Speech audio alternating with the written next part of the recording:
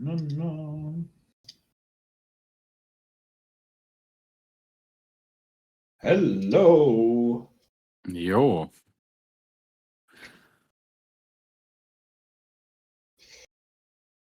Oh, we are live. Perfect.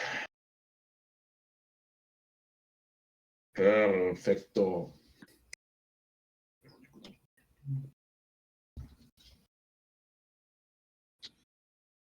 So, hello everyone to today's stream. I'm Fire Rider, Rising Wings Jungler, and today joined by... Yo, hi, I'm Laguna. I'm the top laner from Rising Wings. And it will be our pleasure today to cast the anticipated match between the Dead Pixels and VITAGEN. But before we start, we made an appointment with both teams, so they will answer a few questions, talk a little bit with us before the match starts. Then we will join the draft, which of course will be interesting too. Comment a little bit on that, and then we will see how the games go.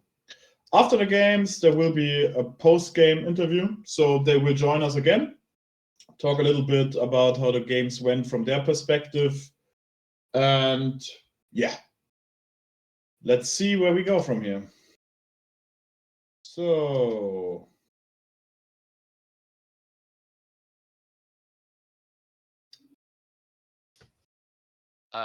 Thinking maybe direct too much people. Hello.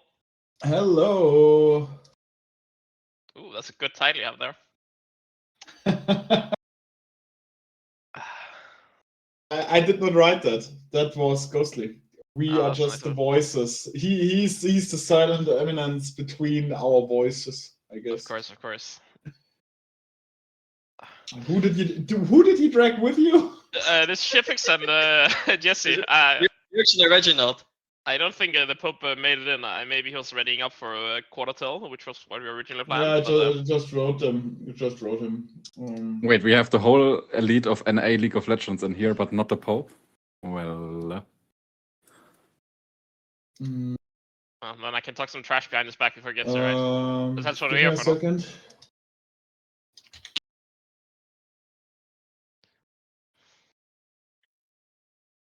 Oh yeah, tournament codes. Just contacted Pope, so he might join us. Yeah, you need to go through the Vatican first, though. It's We'll be here in a second. He normally is very good in regards to answering timely.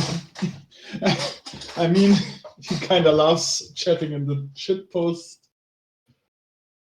part of the SLE, but yeah, who doesn't? Who doesn't? Who doesn't indeed? I know at least one team who lives there. Who lives where? There's one team that actually lives in the shitpost channel, if you ask me. Oh. But that's not the point for today. I'm just occasionally checking out the channel. Yeah, and then suddenly you see like 500 messages. That's great. Yeah. I'm checking in there, laughing my ass off about people getting angry and stuff. It's amazing. Can we? The Pope is in the waiting room. Can you move him? I don't think we can. That. Yeah, perfect. Now we are complete. Das Pope is here. The Pope is here. What's up? Hello, Mr. Pope. Hello, Mr. Pope. Good evening. Good evening. So, glad to have the two of you here. Stream has already started. People are hearing you. 22 viewers right now, but hey, maybe there will be more.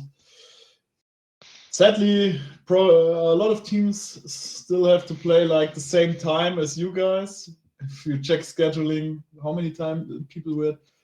I think two teams are playing, or like 4 teams are playing in like an hour or something. Yeah, three appointments are for actually 7. Like 2 others like yours. One for 1930, one for 20, and one for 21. Yeah, I mean, it's SLE Sunday after all. Yeah, suddenly everyone wants to play later, but it's fine. So, how are you feeling today? Good, good. Good? Yeah. A bit tired, but I don't think it will stop us from winning. So What did you do yesterday? the secret. It's a secret. Did you It's a stalk secret. Atze through the window and saw I him might- cooking eggs? I might have gone out party. Ah. Hope you enjoyed it though. It was good. So, I hope the two teams of yours bring their A game today because everyone watching most likely wants to see a very interesting match. I think we can agree on that. Yes, sir. And even those that are not currently watching, some of them might watch the stream later on. You never know. So, better give them a good show. Oh, on a scale of, have you already met up with your teams before you came here? I halfway, only like half my team showed so far, and they're playing Aram right now. Okay. And your team, Pope? Yeah, same. We also played some ARMs and one is showing up soon. That's good. That's good for warm up. So the scouting phase is already done for the two of you, I assume. Yeah. Everything is down to a T. We know exactly what they're gonna do. And if You we know don't do what we're gonna exactly what do, they're going to. exactly. And if they don't do it, then they are wrong. Okay. So will it be like I think they think so that I don't do that because they know that I know situation? Or how do you think this will go down?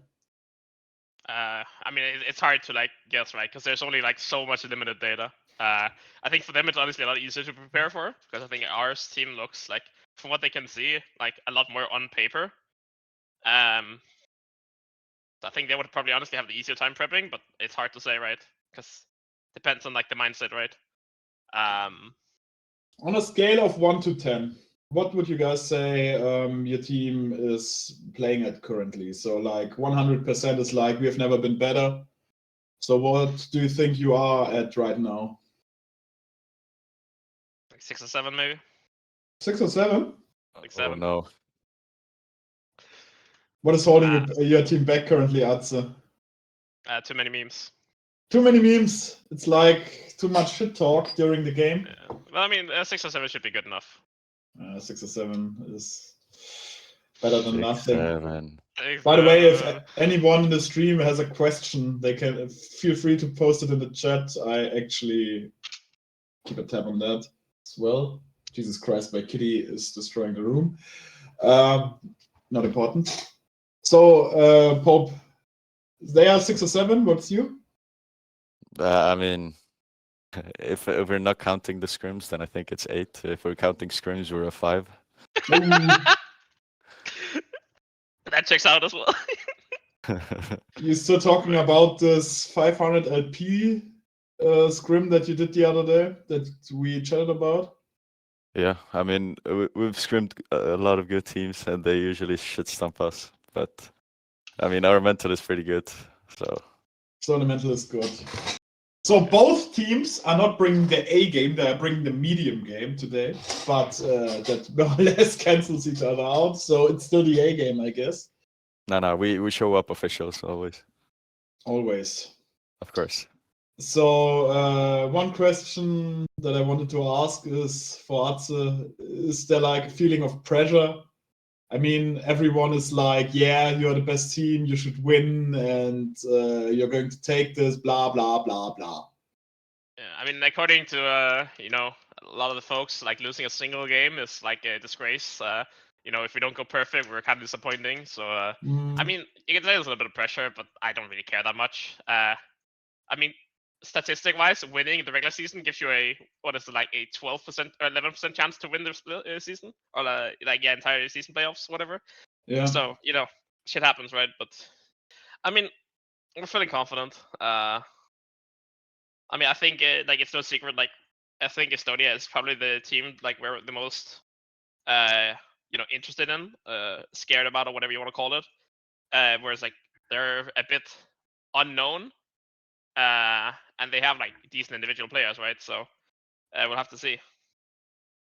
I'm with you in this one because, like I said before, I wasn't lying that I think this is like the most anticipated match, at least yet, before we hit playoff stage, if you ask me.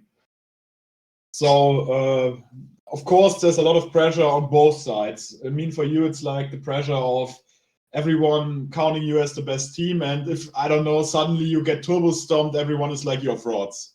I don't think that will happen, don't get me wrong. I probably will at some point.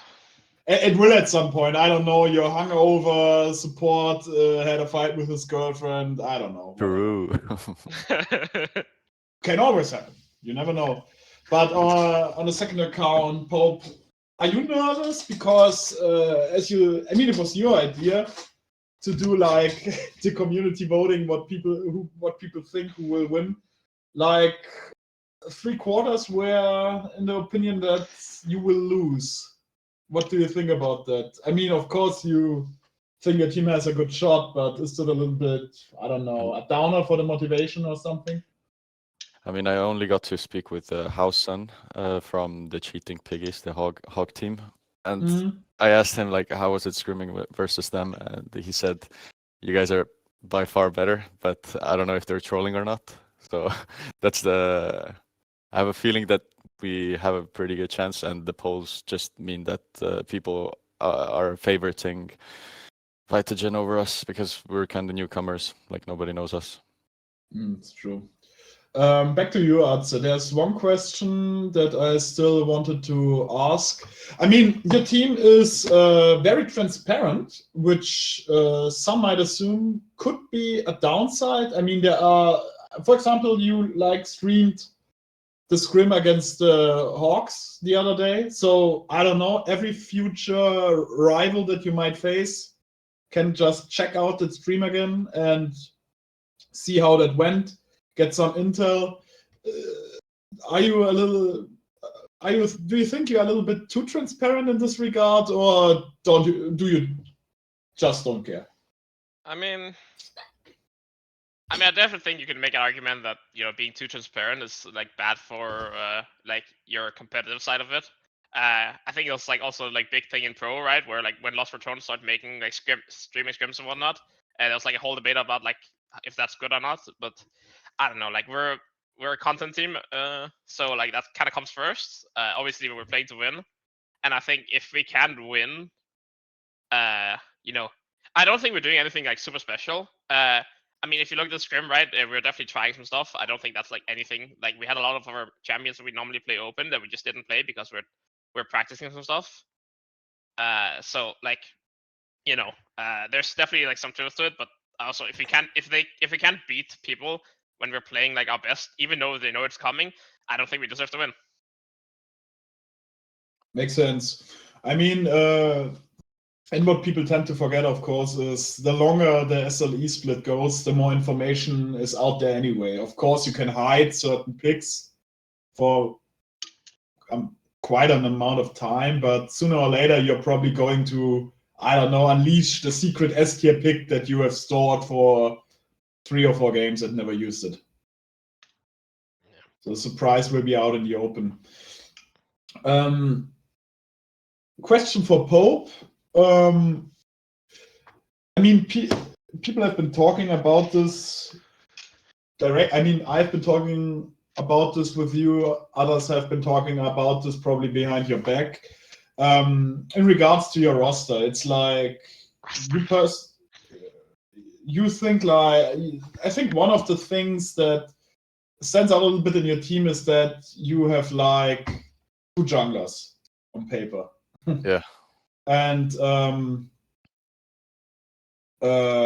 which many people do assume is like a big weakness because, of course, your bot lane is going to be weaker. We cannot deny that. But you personally think that this is good or gives you an edge in some regard? Like flexing the jungler a little bit more and stuff like this? Yeah, I mean, our 2 junglers, they play completely different play styles, and I mean, different champion pools at least. And yeah, support is an easy role, so it really doesn't matter. Anybody can role swap being support True. and just be good at it. To all the support mains out there, feel free to be outraged. Yeah, Shadow, I my boy mean- weakest on that. He hates when people say that, but it's so true. All the supports in the chat, please type something, I don't know. Type hate mail for that pixel. No, I mean, we are going to see in a few minutes how it will go. But to Yeah. to continue on the idea, it's just like the support and jungle. They at some point they kind of like link up together and they roam the map, so they kind of do the same things. It's just the champion kits are a bit different. I mean, so in my opinion, a jungler can be a support with like. I mean, quite it's easy. quite a personal question to ask, but is there like sometimes at least a little bit of pressure or strain in the team in regards to the fact that both of them are actually junglers and the other jungler is like, hey, what are you doing? You should be doing XY No, instead of what you're doing right now. we're Or are Estonians. they? Yeah, We're sorry. Estonians. We're Estonians. We rarely communicate even during the game. So, but that's a joke, obviously.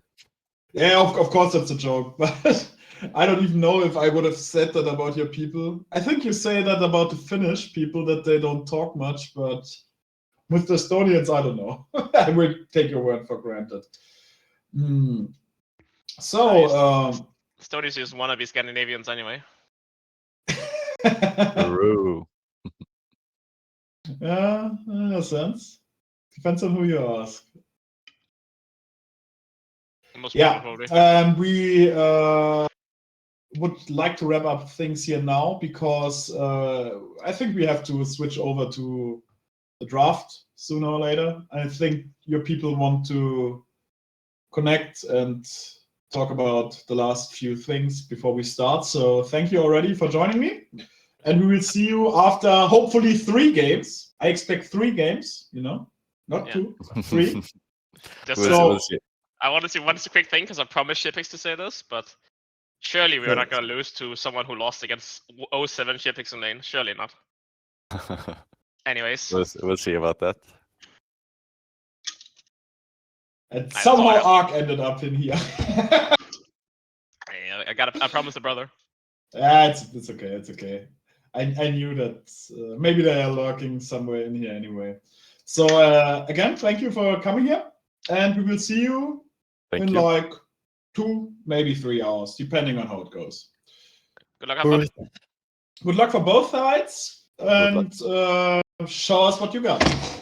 Bye bye. So then we will head over to the draft. All right. That wraps up the interview. So I'm back. That sounds to be a spicy matchup. Oh yes, it will be.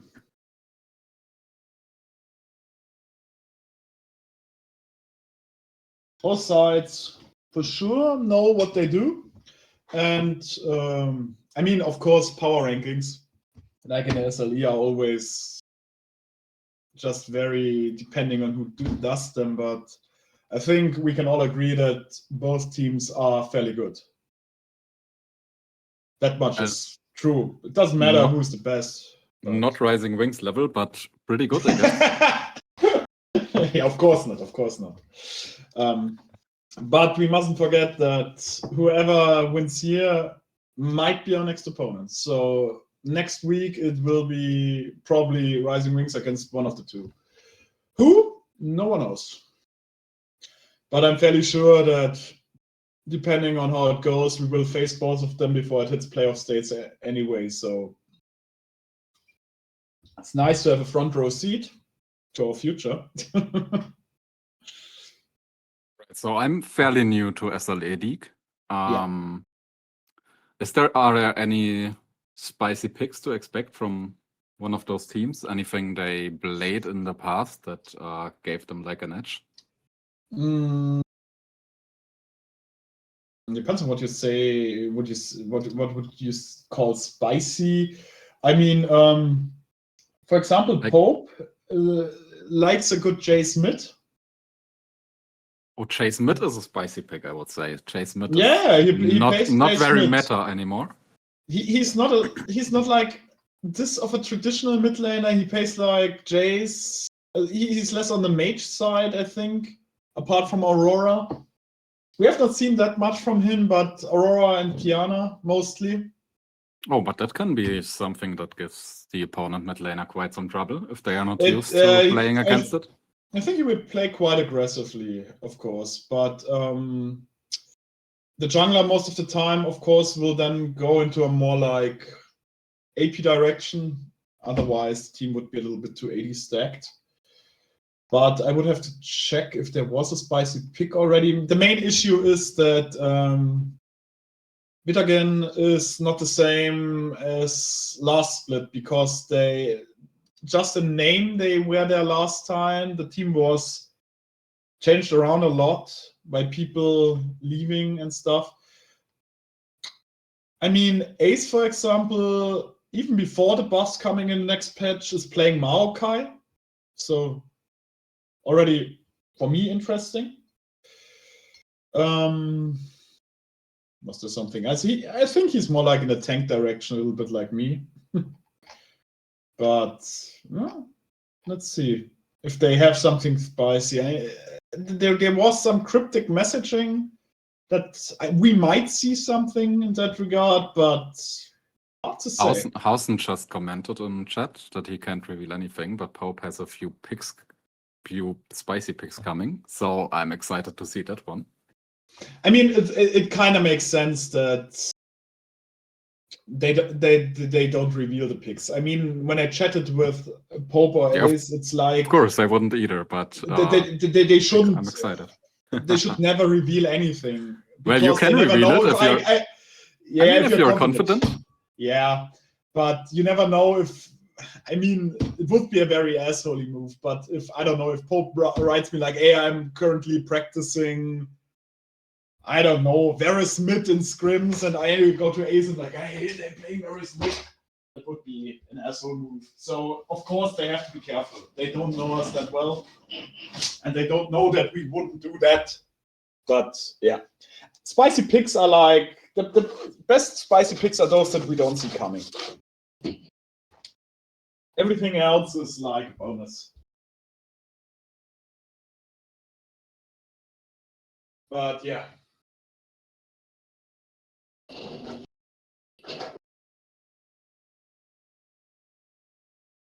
I mean, League currently is like in a state where they're kind of sad, but in my opinion, there aren't that many spicy picks anymore anyway. What do you think so? I think there have been more in the past. I feel like we are currently in a meta where just anything goes. You can basically pick anything and... Yeah, but this is like why I think it's no longer spicy. Back in the day when someone picked something that was never considered to be viable, but it somehow worked, that was very spicy, but now it's like, whatever, an ADC mid. Not conventional. And do you hear a Ramos main whose champ suddenly got meta? Alright. Anyway, we are in the draft. Let's go. Yes, has always been meta. But back to game. So, of course, the Elise makes a lot of sense. The bans for now are pretty reasonable. Two mid lane bans, Ziggs and Ori. Two of the best picks of VITAGEN's mid laner. And the Gwen, which has been heavily played by the top lane right now. Bans at least look pretty normal, but now Pixel has the first pick. Ashe. Pretty good first pick, if you ask me. On ADC, yeah, for sure. Caitlyn and Ashe, best two ADCs to blind pick. Yeah, I think Ashe is never a bad pick to blind pick. Good, yeah. Always brings that utility that you might want. Yeah. Already a good catch / engage. Okay. And Victor. Alright. Corki and Victor. The Corki pick makes bot lane instantly pretty strong for VITAGEN. The damage is a lot higher for Corki. I feel like Victor is not the most blindable mid lane champion, but for sure always a scaling win condition. Oh, and there we see the Kiana. That's the thing. Victor got the scaling, but the main issue is that they have to be careful, otherwise they might drop a lot of stuff early on, because Victor is not a very good champ to contest anything. So the question is this Kiana going into the jungle, or is it a mid lane Kiana? I'm pretty sure that's Pope. He's a Kiana player.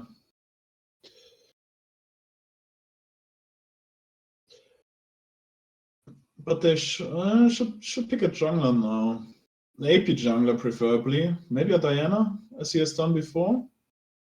I mean, they could hide their jungle pick, make the Kiana a flex. A Mumu! Oh, Oh boy! Is it me that jungles right now? But that is still a flex pick, because a Mumu can be played in support as well. That's true. So, But we mustn't forget that...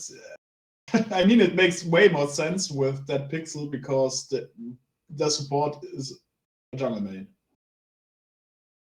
So he might actually have first-hand Mumu experience in another way. Ooh, the Malphite pick. Spicy? Not right, and I like the Silas ban away instantly, because... Yes and no. I mean, yeah, if they have top lane Silas prepared, maybe. I mean, the jungle is still open. Yeah, but they have to do it, yeah. I feel like Silas could have been like a pretty good jungle champion for VITAGEN here as well, but I don't know if they play it.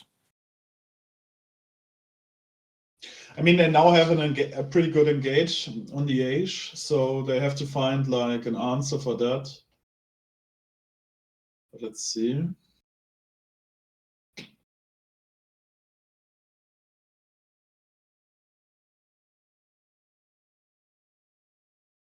Seraphim makes a lot of sense. VITAGEN support plays her a lot, so it's one of the most trusted bands here. Rel? Okay, so now they got a very aggressive bot lane early on. Pretty good front line. CC and engage is covered. Yeah, I like the Corki Rel. It's like maybe an Alistar? pretty strong in lane, I think. If they still want to pick support, an Alistar would be decent, I guess. Let's see what they do. Milio. No. Honestly, not a big fan of that right now. Sure if that's a good pick here. I mean, the main issue... It can work. It can work. Let them cook. It can work. I think one of the issues I have is that he's not going to do much against the Malphite engage. Apart from the usual heals and shields, but the CC of Malphite is unblockable. And there we have the Mordekaiser. You probably like this. But it's probably Mordekaiser blind pick. This champion has quite a few counter picks, so if they put the Malphite into jungle, I'm 90% sure that can cook up on top lane. I'm like 95% sure that it's the jungler, because Ace played it against the scrim against the Hawks. Yeah, Renekton. And Renekton I don't like. It is not a good matchup for the Renekton. You might think it's a good matchup because Renekton can break the shield, but Renekton gets absolutely destroyed in the 1v1. Really? I did not know that. Yeah. That's why I got you here. You're the top lane expert. It's not a very playable matchup for the Renekton, in my opinion. But in a certain way, it's also a skill matchup. If this Renekton manages to snowball, one thing that I Mordekaiser actually won't have like that much fun. though is that VITAGEN took the Rel, because what people don't know is it's very ass to play Malphite into Rel, because she breaks the shield instantly and you lose such a high amount of value. Yeah, I have heard that before. Oh, from who? My jungler might have said so. Your jungler sucks. Yeah, he does indeed. He does indeed. Now we have a little bit of time on our hands before we can watch this. But this will be interesting. I mean, Bot has to be careful in regards to early rel angles. But the thing with Malphite is like early game is going to be quite relaxed, quotation marks, because until level 6 he is not really a champion. So the Amumu has the opportunity to do a little bit of pressure here, but apart from the Victor, there's not a very good angle. Bot maybe, but the slows from Ashe and medium most likely won't be enough for an offensive play. I think the Victor is like the most gankable target for the Amumu. But we'll see. I feel like this game, there's somewhat of an emphasis on hitting your top laner ahead. Because if one of those sides snowballs, it's rather hard to play for the other side. I honestly, like, yeah, I'm with you here. Corkirel also give like good gank setup and have like big damage for ganks, so that's also an option. But I could see both junglers pathing into top lane. I'm quite interested to see how Pope is going to perform, because if he is well in the game, I mean, like I said before, the Victor is a scaling pick. Kiana can do a lot of shit early on, like roam in the river, fuck up the Malphite, maybe do even a double scuttle for the Amumu, delay the level 6 of Malphite as long as possible. I want to see some spicy roams from it, at least.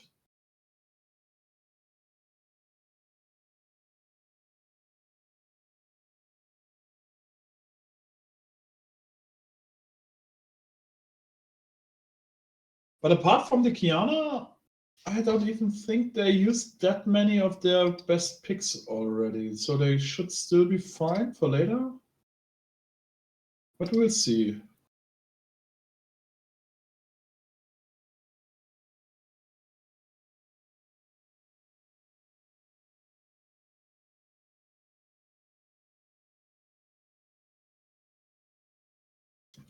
I mean, as you have said, it will be interesting to see how the top laners will perform in this one, because if the Mordekaiser gets ahead or fed, then this will hurt. This will hurt. I feel like if the game goes very long, this Victor can absolutely take over the game, just because Victor scaling is so nasty at a certain point. I always see like Corki as like an early to mid game champion, but recently I've seen Corkis in the late game do absolutely God's work. I think it's like the underestimate this champion late. Yeah, I think in the current season it's like having 6 items as a possibility in the late game turns like most ADCs into insane late game machines, no matter how good they are early on. I mean, of course, 6 item Jinx is better in regards to damage as many others, for example, but it's still a 6 item ADC. He's going to shred everything to pieces. Like just from mid lane ADC picks, I would say VITAGEN is outscaling here, but like their top laner, like the Renekton, is getting turbo outscaled by the Mordekaiser. So yeah, I can see them. I can see VITAGEN playing into top side early and trying to get a lead there, and trying to shift the top side lead into the rest of the map. I mean, I'm with you in this one because I don't think that Pixel, for example, I don't think should play bot here because they don't have the damage or the CC to have a good early impact. If they get the Mordekaiser ahead, then it will be death. I mean, that changes at level 6, right? With Amumu ulti, Ashe ulti, you can definitely with Amumu and Ashe ulti, they can do a lot of shit. Pre-6, I would say going top or mid is best. Post-6, mid or bot, most likely.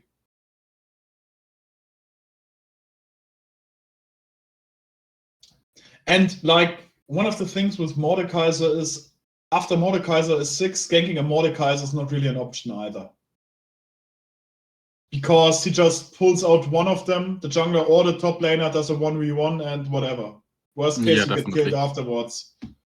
It's not the way to go. Usually ganking Mordekaiser is like ganking an Illaoi. You really don't want to do that, or like have to play really carefully. I will gank the next Illaoi that we see. Please no. Please don't do that to me. I got double buff, by the way. I mean, I think they will, the Malphite, 90% sure will play towards bot lane. He wants to, I mean, Malphite is a very good pick against those immobile ADCs like Ashe, especially if you have like a rel CC afterwards, after the Malphite ult, you can just chain CC her to death. But like you just said, there's not much you can do top. So the top laners, as most of the time, will be on an island. Victor on a scale, but if the Kiana has some balls, she can influence the map a lot more. And this is like the thing that I tend to hate. It's like, yeah, Victor got the scaling, but scaling is pointless if they get like 4 Drakes. And I had like 20 kills already until he gets strong. Yeah, of course. Like that's on the Victor to not get completely bodied in this lane. But I think like Victor has tools versus Kiana. Like he can even win lane and not allow her to permanently roam.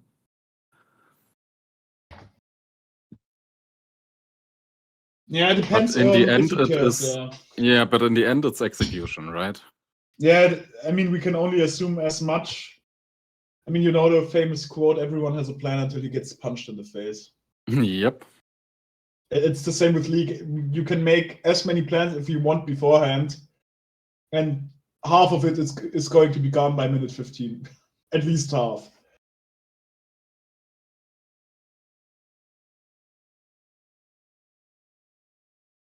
All right, like 1 more minute and we are in the game.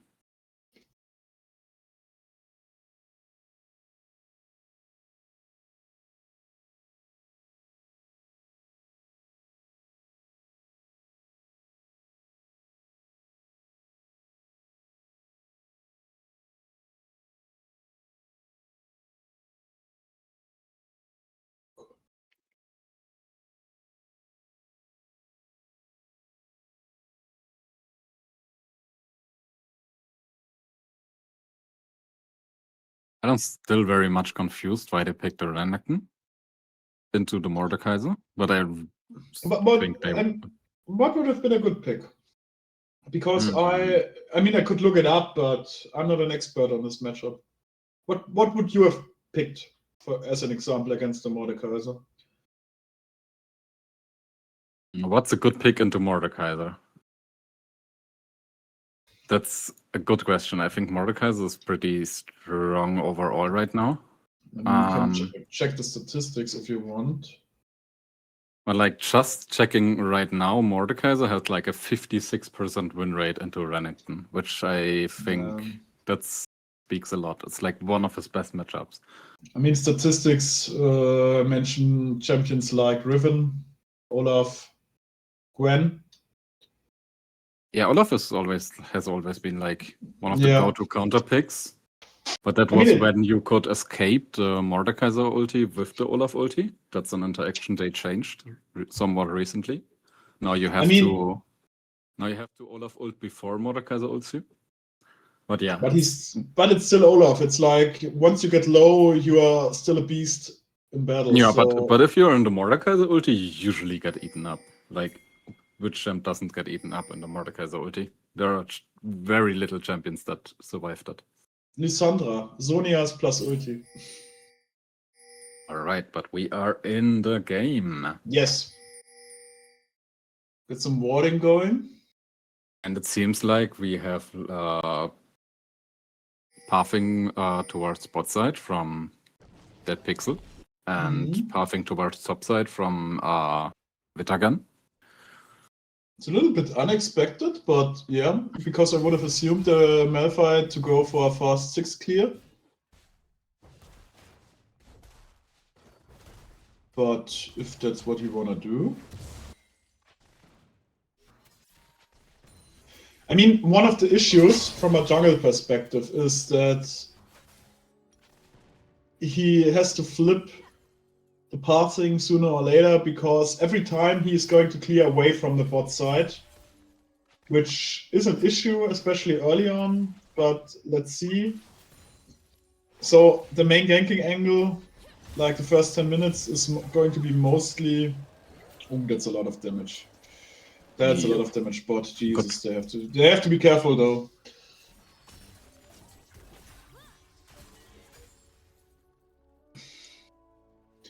To be careful there. Junglers are crossing. I mean, speed of Malphite and Amumu currently are pretty similar. I mean, what's good for them is both of them don't want to fight that much early on. Amumu actually has some good cards if he wants to fight a Malphite early on, especially with backup, since his CC is pretty good. But, oh, and this I don't like. This I don't like. Because I would have cleared the... As an Amumu, I would have preferred to clear the Crux first before doing the red buff to align the spawn timer better. Especially since he knew that the Malphite was pathing top. Yep, I mean, but Malphite, we already Yeah. saw early recall from the Kiana, so she had to leave lane. And now there is a gank angle towards top lane. Let's see. And there isn't a ward. There isn't a ward. But there seems to be like a bit of miscommunication.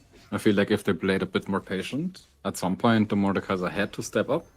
Yeah. And I think there is very little he can do when he's that overextended.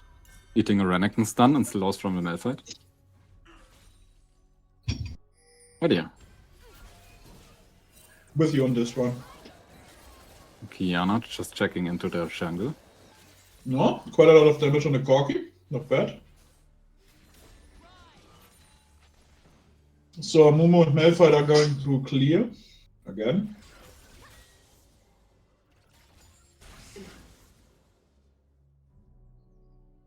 Or is Amumu going for a ninja? Looks like this. Damn camera! Show us the top lane. Oh, it's a dive? Or what is it? No, it's not a dive. Lol. Nee, but Amumu is actually not clearing right now. He is... Nah, not good. I mean, there was an angle if this Renekton traded aggressively. Yeah, but I think it would have been better to go for the clear here. It was a high case of maybe. I mean, you might not Q is- notice as a non-jungle player, but sometimes helping your laners out and as a jungler is really good. yes, but I don't think he can influence the lane as much as you think he can, because I mean, best case would have been, yeah, this would have worked if he could hit a Q from beyond the wall directly on the rank, then it might actually result in a kill, but otherwise he can only Q a minion and go for another Q, but like a dash and Renekton is out. Ooh, level 6. Ooh. Oh, then that's a wasted ulti from the Renekton. That's Yeah, but the very rough for Mordekaiser him. has already dropped a lot of farm, so have to be careful. Mid and top are actually behind on farm. Yeah, but that's fine in the early game. As soon as Mordekaiser's ulti, he can absolutely destroy the matchup. I mean, the Kiana is 6 now. She should look for a roam sooner or later. The longer she stays on lane, the worse it is. Maybe they have a Drake angle here, yeah. Yeah, I think this will be a Drake, and I don't think that VITAGEN can contest it very much. Or the mid are pushed in. Especially since they have position now. But I think they should have started. Oh, now the ADC goes back. Oh boy. Oh no, nah. oh, that's I a don't- very risky Drake. I wouldn't. No, that's bad. That's very bad. Bot resetting, starting a Drake? No. Especially since you have to assume there was a Q angle there, Momo. I feel like there was a Q angle. As an Amumu player, there was a Q angle. I can promise you that. There was like 2 seconds of straight up Q angle there, right there. And with the... I mean, he stole the blue buff. That's good. But I still think he could have killed the Victor. If he played it a little bit more aggressive.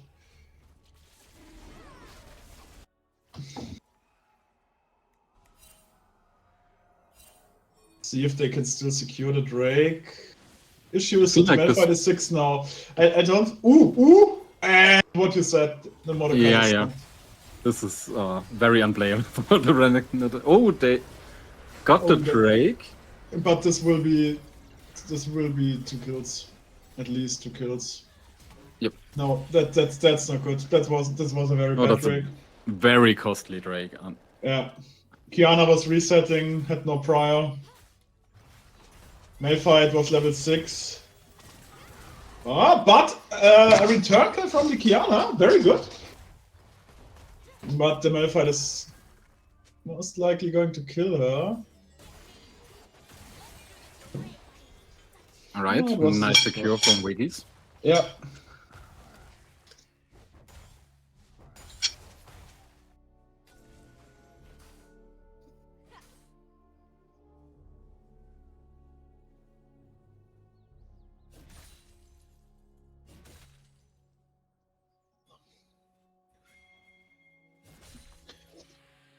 I mean, one of the main issues is that Mumu always has to be the one initiating the fights. I mean, he can play defensively, but it's always better if he has the initiative.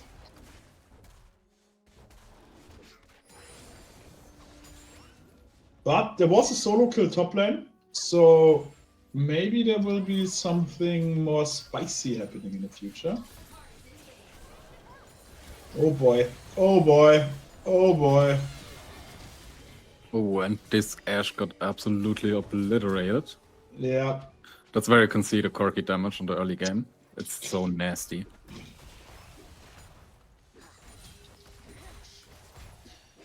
Oh, this will be interesting. Yeah. This is where Amumu actually shines. Malphite is going to lose the 1v1 easily. I mean, Malphite has this amazing armor stat, attack speed reduction, but Amumu doesn't care about that.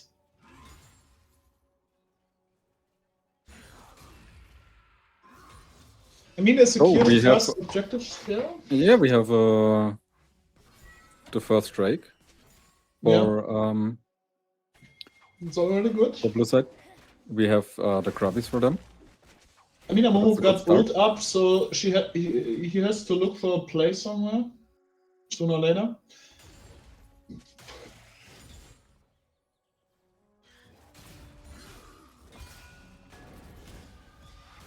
Yeah, and this is not looking nice for the Renekton. No, it's not looking good. You might think Renekton is a good pick into Mordekaiser because he can break shields. Like, that's one of those mechanics where you think, hey, this champion might be pretty good. But the problem is, when you are getting stat checked as a Renekton, the game is not fun for you. Oh, Malphite ulti onto the Ashe. And another time the Ashe goes down. But this is exactly what I meant, that I don't feel Emilio. He has no defensive to offer. Damage is too high, and shield and heal is not enough. Maybe a Thresh or something. Not that Pixels have a problem. There are like 4 kills on the side of Rel and Corki. Oh boy! Oh Jesus! Oh. Very scrappy fight here. There was a play here. If the Mumu would have hit anyone with the ultimate, it would have been good. They actually could have won this fight. It's so sad. I have to be honest here, the Mumu fucked up. Not good. A little risky. I don't know. Oh, that was very calculated by the Victor. Fire Rider Amumu ult. True. This is going to cost you a cannon minion. I can Wait, promise you that. I'm texting his cannon minions already. He has no left. No cannon minions for Rising Wings ADC anymore. No. We are going to relocate the gold to some people more use. Oh. But Amumu bot lane again without ultimate, so I don't think No, there will no, no, anything no, come no, from no, this. no, no. No, don't force it. This can only work if the Ashe like has an ult angle. The main issue is, I think, actually bot is done. He has to play for top or mid. Ashe is 0-3. There's no win from there anymore. And now there is a Malphite around with ultimate. And they So- see the Amumu because there's a ward in the bush. So if the Oh, boy. Pixel cannot play this, they need to respect it. They need to respect that bot lane is kinda doomed for them. Yeah.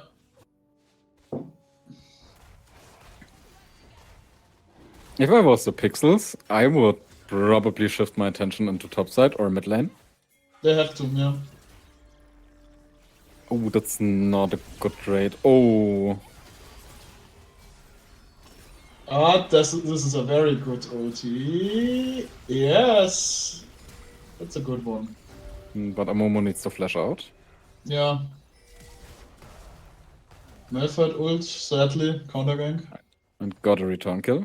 Yeah. Malphite flash ulti, 2 screens away. Mordekaiser There is is not actually that much you moving can in do. the jungle. Oh, they can fuck him up. They can fuck him up.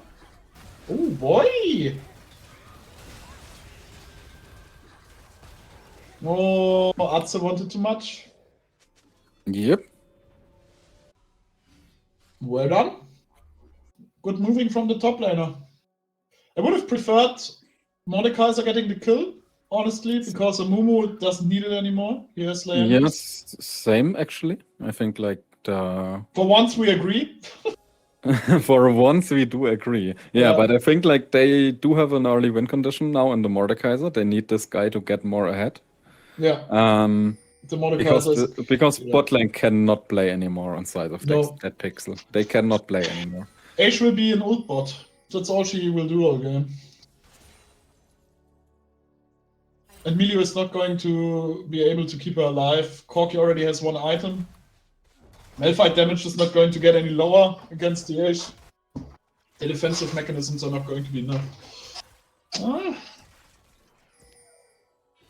Yeah, but those trades will not work if none of the queues connect. Yeah. I think one of the issues is Victor already has first item done. Yeah, And that's the problem. He's not that bad in the game. He has Yo, more farm He's than actually Kiana. too tanky for Kiana to one-shot now. Yeah. And he will probably have like wave control, or he should have, which makes the game easier for VITAGEN now.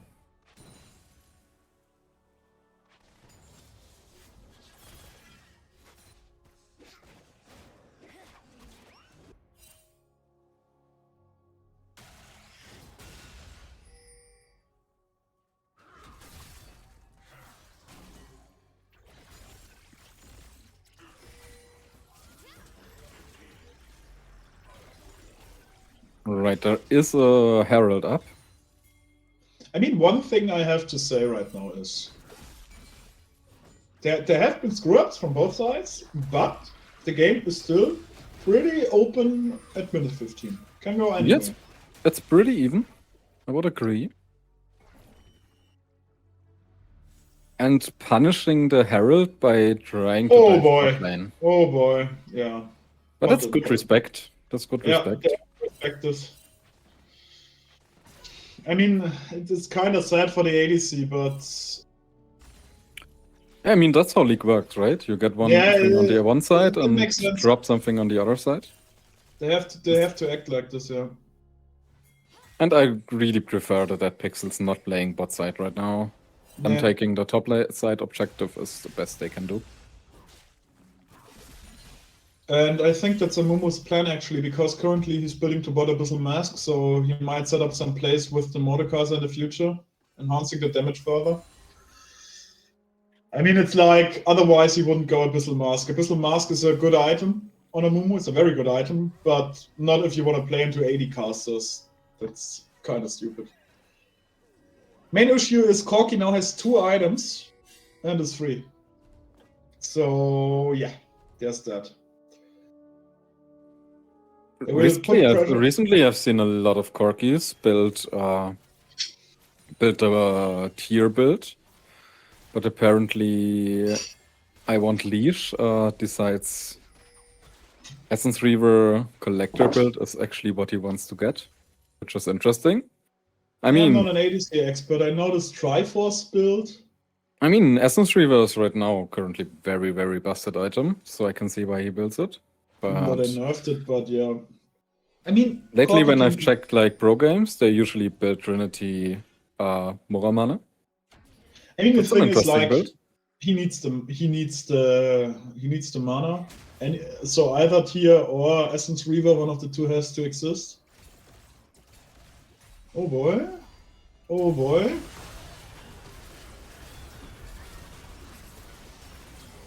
Good ults, but no damage. And the sad little mummy gets eaten alive. The main issue is like the Kiana has 0 damage right now against the Malphite. The Malphite has 2 items, Zeke's and Sunfire. Oh, the Ashe just ate it. Oh my god, she got completely destroyed by the Corki. Oh, and the Corki is in the death realm, isn't he? Is he? And No. that's a juicy shutdown for the Mordekaiser. A Drake goes towards the side of VITAGEN.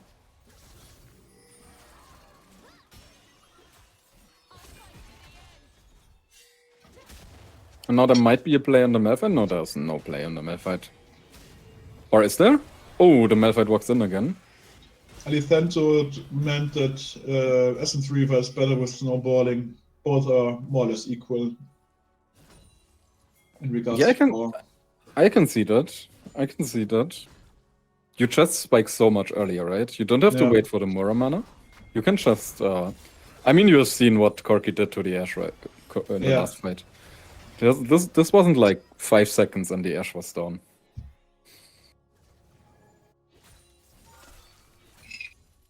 Essence Reaver Collector solo queue build. But if the solo queue build wins, that's good enough, right? The results matter. But I think like any play they attempt right now has to go through the Mordekaiser. The thing is, like, It's based. the Corki will be like at 3 items when Ashe is at 2. So he will always be ahead. And now Mordekaiser needs to be a bit careful. He doesn't have ult, that's like the issue. Yep, that's a costly mistake. But they don't have like, they have a big damage issue right now. I mean, of course it was bad for the Mordekaiser 3 against 1, but they are all full life after this. And yeah, the Ashe is not going to do any damage. Behind a lot. Whew, let's see. I mean, I feel like the angle for if the Malphite engages, Mordekaiser can always ult him away, right? But the problem with that is, I feel like that Pixel's team will just get annihilated while Mordekaiser is fighting the Malphite in the Death Realm.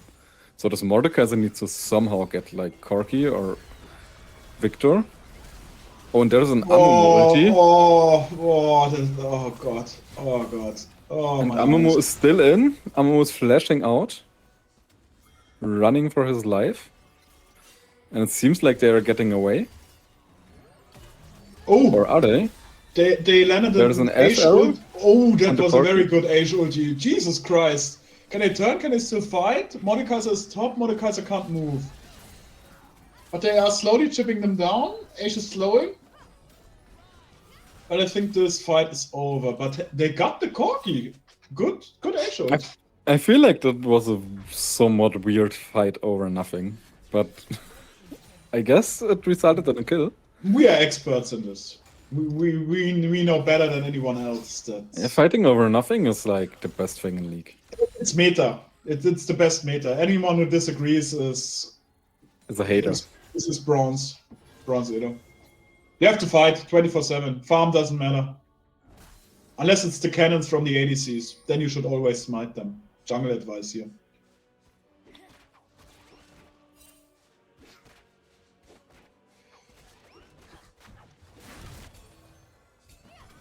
No fighting. You have to wait for the ults. But I mean, it was the Corki underestimated the Ashe ulti here in this fight. So there's Ooh, Baron up ooh. now. Like any kill might result in a Baron, but this Victor is getting death rammed, and I don't think he can survive here. No, he won't. I don't think he can survive, especially with the Rylai's on Mordekaiser. I think the There is main just issue, No kiting him. the slow field, whatever it is called on Victor, he used it so bad. So to be honest, I wouldn't hate a Baron start from Dead Pixels. I also wouldn't mind this. I also wouldn't mind catching them. Alright, they got that. Now This it's a should Baron. be a Now Baron. it's Baron. But this is very good. That Pixel just did a very amazing play here. But they will try to contest it. Renekton is still full life. Corki is on the third. They have to be careful here, though. I feel like it is very hard to contest for VITAGEN. It's not going to be easy, but I don't think that... Oh. Right, they don't finish the Nash, they play for the fight. And they Alright, no. Stop this. Get they- Drake. Get Drake. They can just get Drake for free. Drake is the much easier objective to do. But VITAGEN has to be careful now, because Kiana is getting some additional damage, and the Cork, this is like something that I observed during the streams with the Hawk. VITAGEN sometimes sells the ADC a little bit. They are like, the ADC is strong. I mean, that's a But they don't Rising Wing protect him thing too, right? We are selling our ADC. Nah, actually, our ADC is selling himself, usually. Our ADC is selling himself. Just saying this here. Or support, depends on who you ask.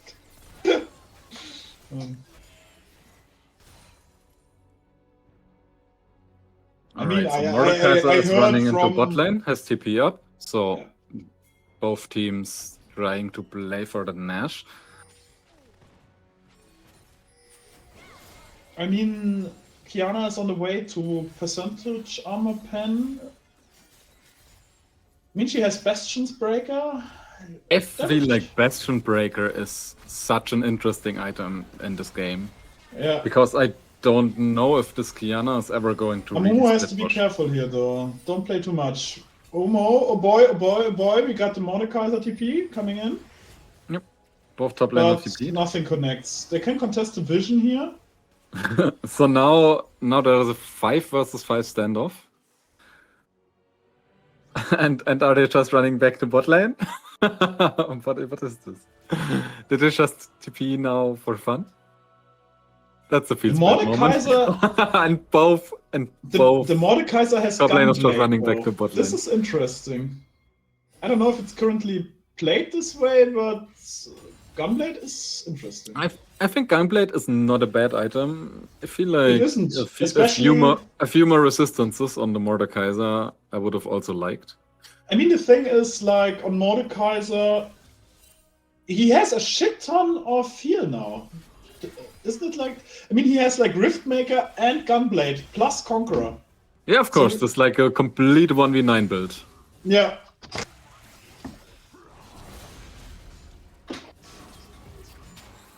Oh, Death Ram. And Flash, and still bonked. And the main issue, you see, he heals a shit ton of HP. And I don't think that Pixels need to engage here, they just need to hold the other guys. Yeah, they just... Mordekaiser will... Oh, they actually flashed the Malphite ult. Very good. Nice flash there. And Mordekaiser Oh. will just go push the bot lane while this is happening. Very There's good. also another kill for Dead Pixels here.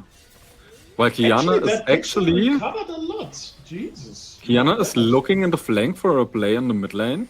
I think she is. They might be able, and they are going to get the first base tower. Holy shit.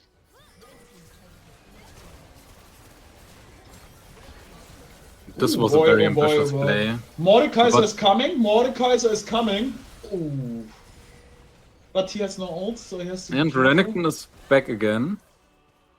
Can the Kiana still kill the Victor? No. The problem is the That's- Kiana is 2 levels down. They have to She's- reset. They have to reset. It's all fine. Take the jungle, go back, find the gold.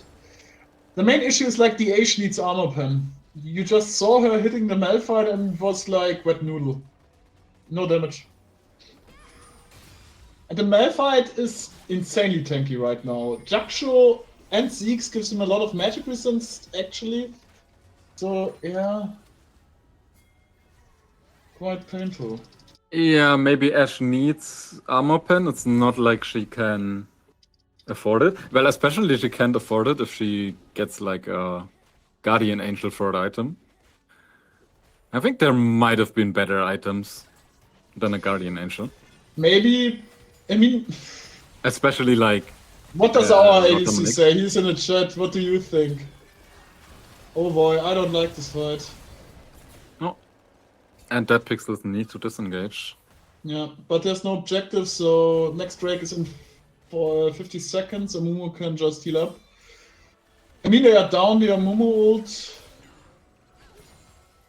But apart from that, I mean, it's the most important ult in the team fight. I mean, it will be interesting. The Mordekaiser right now he's going defensively into Randuin's Omen. I have to say, top lane performance is very good right now for Pixel. I mean, he's playing it well, for sure. He's playing it well. And I have to respect him for recovering, so this is going to be interesting. I really don't like. I mean, VITAGEN dug their own traits, right? They drafted Renekton into Mordekaiser. That's just. I like. It's just kind of not a thing. Just engage on the Renekton. Just kill him. Yeah. Oh, this was a better Amumu Q. Jesus Christ. They have to be careful. They have to be careful. Amumu has ult in like 5 seconds. 5 to 10 seconds. Just play it slow. Just play it slow. Yeah, it's game 1. TP coming in. Renekton is coming. Amumu ult. Amumu ult. Come on. Oh yes, 5-man ult. Holy shit. Oh, What an holy amazing shit. Amumu ulti. Amazing Amumu ult. Oh, and the Mordekaiser is shredding them to death. Oh, and the ace. Holy shit. Yep, Holy that's shit. probably what Dead Pixels needed. So they're getting here Drake That's here, insane. they are getting mid Holy lane, shit, they are that's getting insane. Nash. Yeah, that's a Nash. That's third Drake and Nash. So Soul Point plus Nash, so 7k ahead. Insane play from Amumu. Nothing but respect here, brother. Love the champ. What? Oh, holy shit. I mean, I have to bring some salt into this. VITAGEN is never allowed to move like this. They cannot pile it up like this. No, completely they're insane. not respecting it. They are for No. sure not respecting it. This honestly, I mean, don't get me wrong, amazing Amumu ult, but you have to give him this opportunity. And now they can actually go back and spend all this gold. Oh boy. And I mean, like the Mordekaiser now has Randuins. It's going to be very hard to damage him, especially since now he's going magic resistance. Most likely Spirit Visage, I think, which further amplifies his heal. So he will be a juggernaut. Like, oh boy, Amumu is going Jaksho as well, but ADC is now going. ADC is now Ashe is now going on into pen, and fourth item, she's starting to do some damage. Holy shit.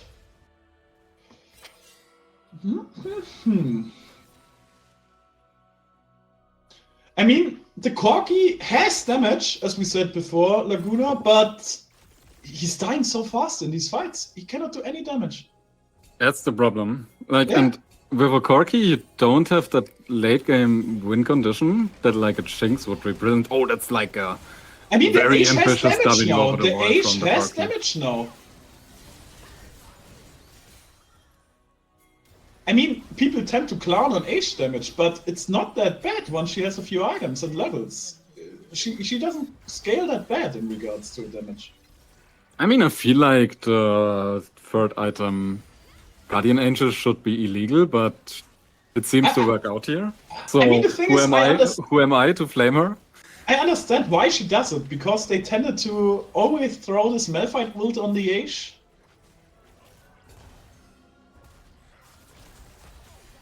It's not the cheating piggies, it's that Pixel playing against VITAGEN today. Unless you are referring to the stream from Probably the the last last game. scrim they played. But yeah. Oh boy, this will be spicy. This will be spicy. So I siege I on mean- top lane as 5. I would have loved it if like they put one guy bot lane, so he could buff the wave. Yeah, I mean they But they could also just look for a team fight, right? Yeah, Amumu has to ult. She's dying. And the Mumu is She- already caught. But the Malphite, that's oh boy. Fat Kiana ulti. I mean, What he's is dying. happening? But Absolutely. VITAGEN is boy, absolutely insane getting ult. shredded. Is this an end angle? Yeah, this was Maybe. probably an Yeah. end angle. That's Yeah, the most question. likely. I think they should go for it. I mean, Kiana's a little bit low, Ashe is low on mana, but apart from that... Yeah, Renekton has to go in, somehow disrupt him, but he will most likely pay for it with his life. Yeah, but it's like 10 more seconds until Yeah, Ray's here. it's done. It's done. The Ashe can just... Whoa! I did All not right, see and- that coming! I did Alright, not and see she that cheated coming! that pixels. Insane! And now the name of the game is for VITAGEN is to not get discouraged by this loss and I just did not focus on the ex- game ahead. Nothing but respect for Pixel. Honestly, I did not expect such a win in game one. I feel like that was a bit messy from both sides, but Yeah. the I mean, pixels they really leveraged their strength on top side. The Mordekaiser played it really well. I feel like it was a draft faux pas, right? I feel like picking such a quote-unquote unplayable matchup top lane, red 5, is just something that loses you games. And this game you've kind of seen. You have a Renekton that loses lane and then gets outscaled. That's really not the way you wanna go. I mean, one of the things I hate about this, as we have talked in our team in the past, Renekton had like the counter pick. The VITAGEN top laner saw everything, every champ, his lane opponent, all the others, and he still picked the Renekton, lost the scaling empty early. That's not good. I mean, you need to be very confident for the pick. You need to say you are the better player. But then there was like this top lane fight where Renekton burned his ulti for nothing basically, or like didn't get the engage with his ulti. Mordekaiser punished him like a few seconds later with his own ulti after Mordekaiser ulti ran out, and then Mordekaiser got ahead and basically stayed ahead for the whole game. I mean, like, So- one of these issues is they didn't get much value from the Victor either. I mean, we talked about it before the game started, about the scaling of Victor, but even in the mid game and the late game, he wasn't really present. Most of the time, he was just a CC, like a CC victim. Yeah, but that's the problem with Victor, right? Yeah. You're basically really a champ on 3 items, and you are like the win conditions on 4 items, 4 or more. So you basically, if you pick Victor, you need that time. And I can see like with the Renekton pick playing into top side, Victor against Engel was like we are winning top lane or like forcing a strong early top lane and allowing our mid laners to scale. But if you do that, why also pick like a super aggressive, super early game focused bot lane? I feel like there were just some things in the draft that I didn't understand. But maybe later we have like a post-match interview. We can even ask what the idea was, because that would be very interesting to me. Yeah, we have a post-game interview. We can ask him later. After, of course, the best of 3 is done. Otherwise, it would just be a distraction and we don't want it. I mean, VITAGEN now has to get this win. They have to bring it back. How? Let's see what picks they still have in store, but they have to do something. That much is clear. I mean, you said it earlier, right? They have quite a lot of their champs open. Even in this Fearless game 2. So I'm excited what we are getting. Like the later games in Fearless are always. I mean, I know always, from private more conversations that like the third game of best of 3 Fearless tends to be already quite chaotic because you lost 2 of your champions, maybe 3, depending on if you share something. And then the bans come in and suddenly you are down 4 champs or 5 and it's like, okay, what will I pick? Because let's be honest here, you always have champions. I have champions, you have champions. But if you lose like 4 or 5 champions, it lowers your pool to such a small degree, and having a champion that still fits what you need then, it's going to be rough. Yeah, and especially a champion you can play on like a decent level, like on a level that actually lets you be able to carry the game versus decent players. That's like always such a rough thing in Fearless, right? I mean, I kind of like. We don't need a break, Ghosty, do we, Laguna? No, it's fine, I think. No, Like, I don't. Only if the players want a break. But yeah, I don't know. I mean, we are still ready. The Corki did nearly nothing with his lead either, and instantly died without cleanse and 3-4 extra HP. Yeah, I feel like that was a big problem, right? I feel there were like a few highlight plays where the Corki did like good stuff, but like the moment, like there was this one situation where the Corki like got flash ulted mid lane by the Mordekaiser. Yeah. And I think after that point, he basically just got caught in CC over and over and just didn't really didn't really do a lot in the fights anymore. I mean, and maybe he needed more options to evade the CC. Maybe he needed to play a bit more careful. I think one of these issues is like he got this amazing bot lane lead with the ganks from the Mel fight, and no hate here, no hate on Martin either.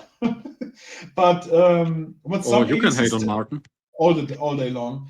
But what some ADCs tend to do is they get this lead and suddenly they think they are like invincible because they got this amazing early action.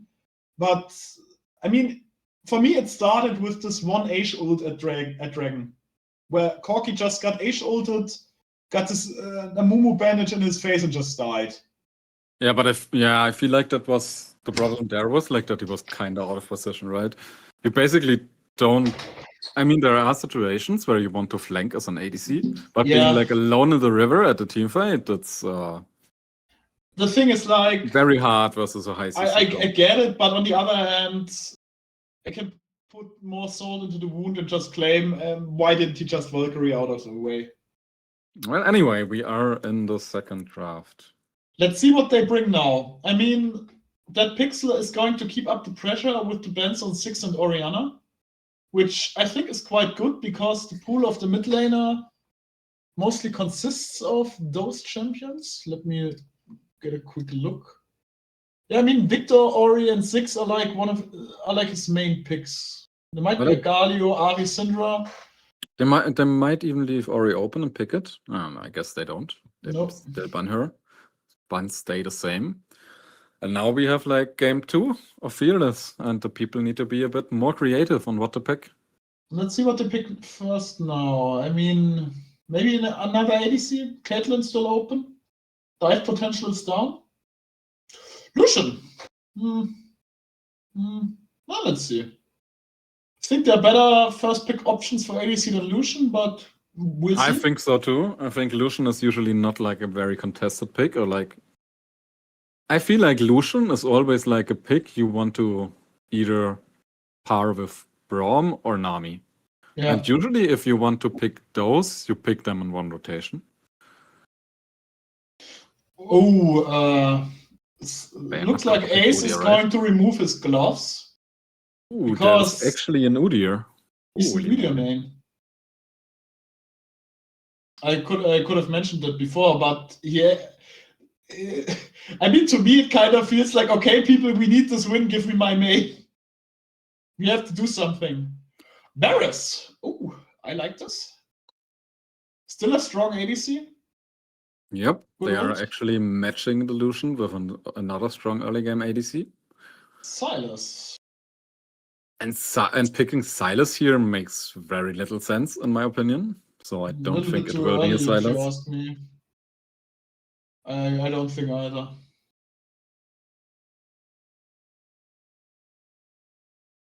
But like maybe it's a jungle Silas, and No, they're actually going they for the Silas. they are here. thinking Silas jungle is like a strong pick into Udyr. I don't know about this matchup. Might be, but I wouldn't think so. I would have to check that because I play a lot of tanks, but Udyr is not one of them. I have to check that matchup. I mean, it's not a good matchup for Udyr according to statistics. I think I have not seen an Udyr in solo queue for half a year. I think. I mean, he's getting buffed next patch. You will see more. I mean, I kind of like Sion as a blind pick, but I think it's a little bit too early. Let's see. No, I think like Sion. If you want to blind pick your top laner, Sion is for sure a good pick. The countering Sion with is a good Sahin. pick, but I would have done it in like pick 4 and 5, maybe. Sahin is of course a very strong pick into Sion. Yeah. Like usually it's just a meat wall where you can stack your passive and be absolutely bonkers later in team fights. I mean, the one thing is we don't know if it's a Silas mid or Silas jungle. I mean, he's played a lot jungle right now, but you never know. Yeah, they will most likely remove the supporters. Nami already out. Maybe the Braum next. Yeah, makes sense. Melee Illusion was a good pairing too, I think. So the main question is, who do they pair him with?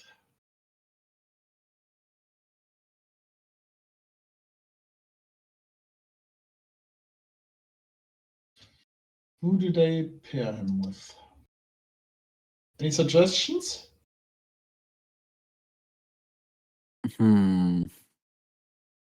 Not too sure right now, but I'm pretty sure we will see in the draft right now what they are cooking up. I just got a message from Pope, but I will not comment on that until we are done. It's kind of funny chatting with them. Oh, and If the you can hear me, Soraka. Pope, well done, first game. Well done. Soraka is unexpected. I mean, Soraka, I don't know. I don't hate it. With Udyr No. Sahin, there is like a very I mean, they beefy don't have, front line they need to they- get through, and then having a Soraka that's healing them up. they don't have much kill pressure. I think the main issue with Soraka is being overwhelmed with the damage that you cannot heal it. But Leona, very aggressive pick here. I like that.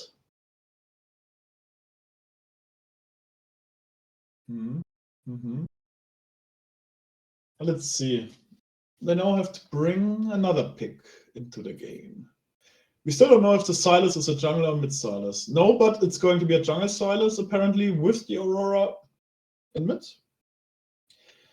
One of Pope's strongest picks as well. So there's that.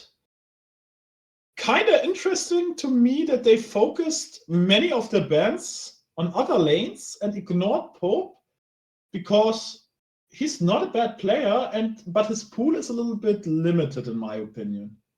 It's not horrible, but it could be better. And I kind of like the Galio here, because if you're picking like some early game weak mage that's not very tanky, you have like a very, very strong gank setup on mid lane with Aurora ulti and Silas follow up.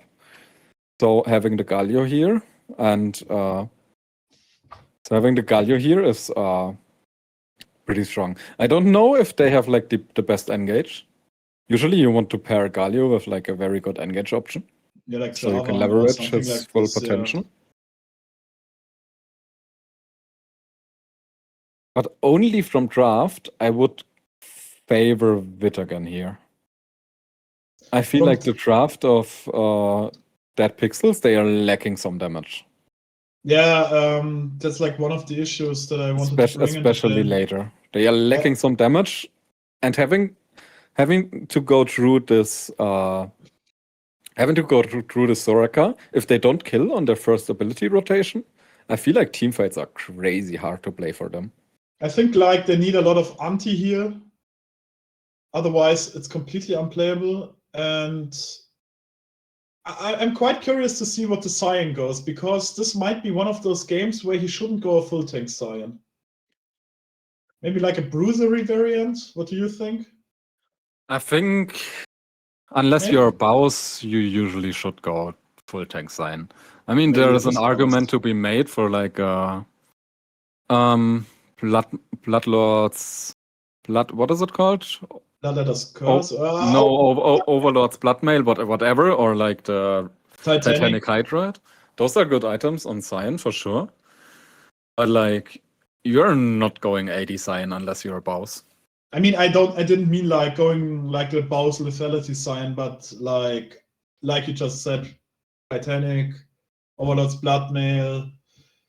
I mean, he still wants to go some tankier items like Unending Despair or something like that, because they just scale very well on Scion. But I mean, what we mustn't forget is that no matter how VITAGEN plays this, in my opinion, their team lacks damage as well, at least a little bit. They have damage on Varus and Zahin. Udyr has like DPS with his Ultimate Storm and Liandry's. But like even having Zahin stacking up for free, going into the backline, like usually like occupying like 2 or 3 people and then reviving, that's usually something that wins you the team fight. I mean, I'm quite interested to see how the Silas is going to perform here. Because, I mean, he got some good ultimates he can take. I mean, Soraka ult is good. Varus ult as well. I think all of them are quite decent. I'm not sure how strong the Silas Udyr ult is. I think it's quite good. I mean, people tend to forget Udyr's Ultimate Storm does a lot of damage. But we'll see. But this for one is like one of those games where that Pixel has to play for the bot lane. They have the aggressive Leona Lucian angle. They have to be very aggressive here.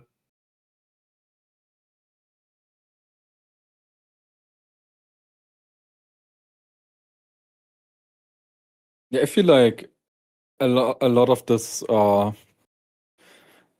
is on Dead Pixel's bot lane actually getting a lead early, and the Aurora pushing out and managing to impact bot lane as well.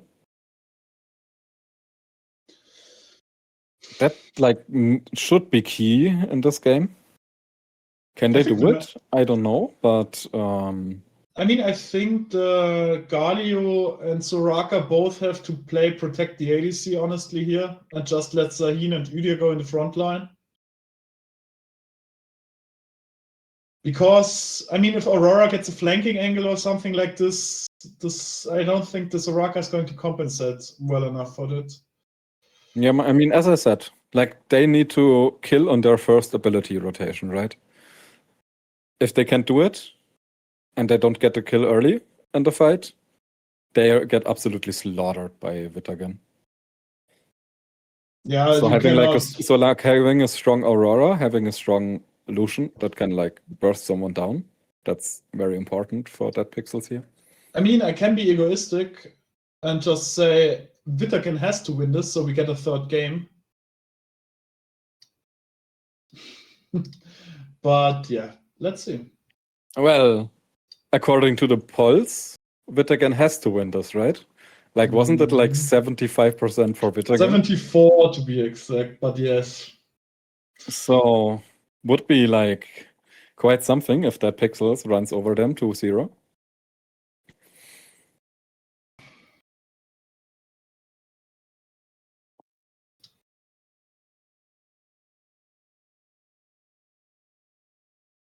But I mean, the Pixels said it, right? They are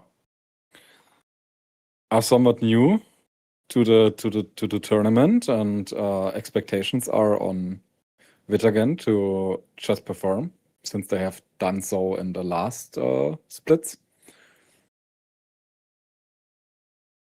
So I don't think VITAGEN will go down without a fight.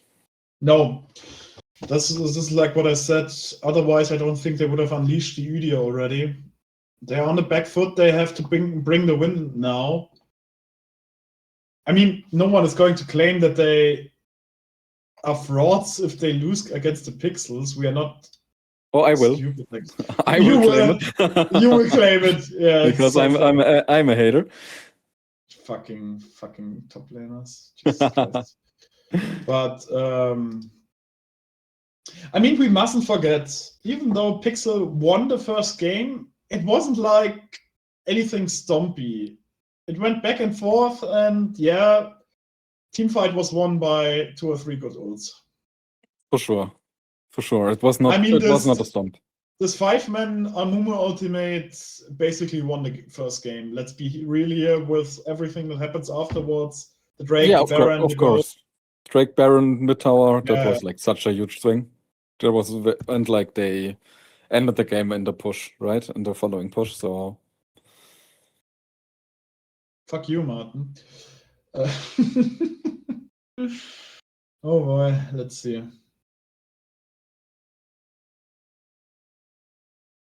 I actually hope we will see some very spicy early game Leona action, because every time someone picks Leona, I just want them to go batshit insane, all in, all the time. If E is up, go E in. Whatever. Don't care. Just do it. yeah, VITAGEN bot lane. They need to respect the earlier. They need to respect the early Leona pressure, Yeah. because this is a kill lane that Pixel drafted, and the Varus Soraka, they need to just survive this. I mean, we talked about Lucian pairings, and while Leona is not the standard pairing, Lucian is quite well with such aggressive picks, because he can do a pretty good follow-up on Leona's engages. Let's go. All right, and we are loading into the game.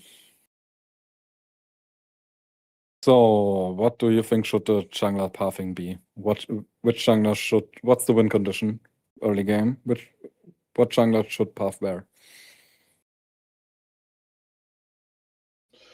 I actually think Udia should play for top and Sylas should play for bot 100%, because it's a Soraka lane. Before Varus has ultimate, he can do nothing down there.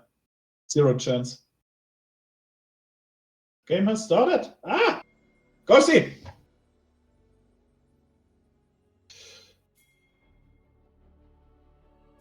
Minions have spawned. Eyes unclouded.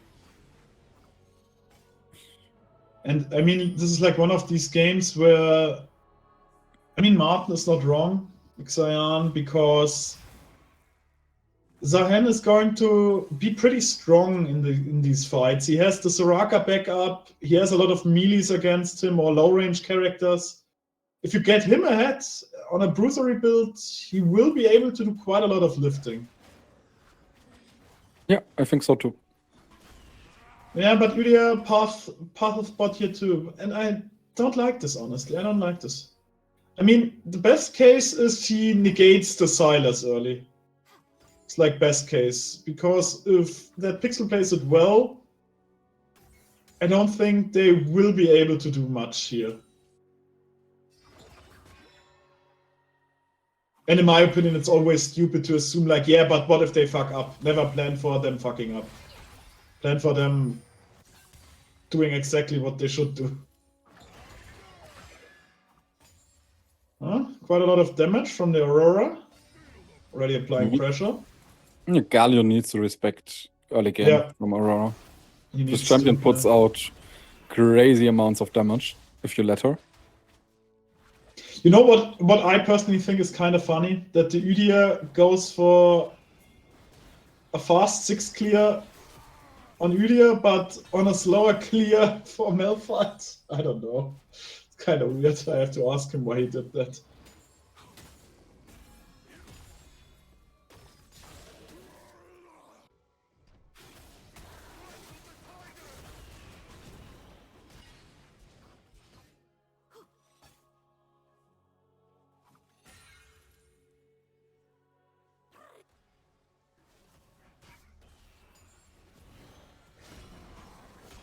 Already roam from the Soraka. Yeah. What's reset that all greedy about? reset for the cull. Some ADCs like that, I've heard. Getting the cull early on.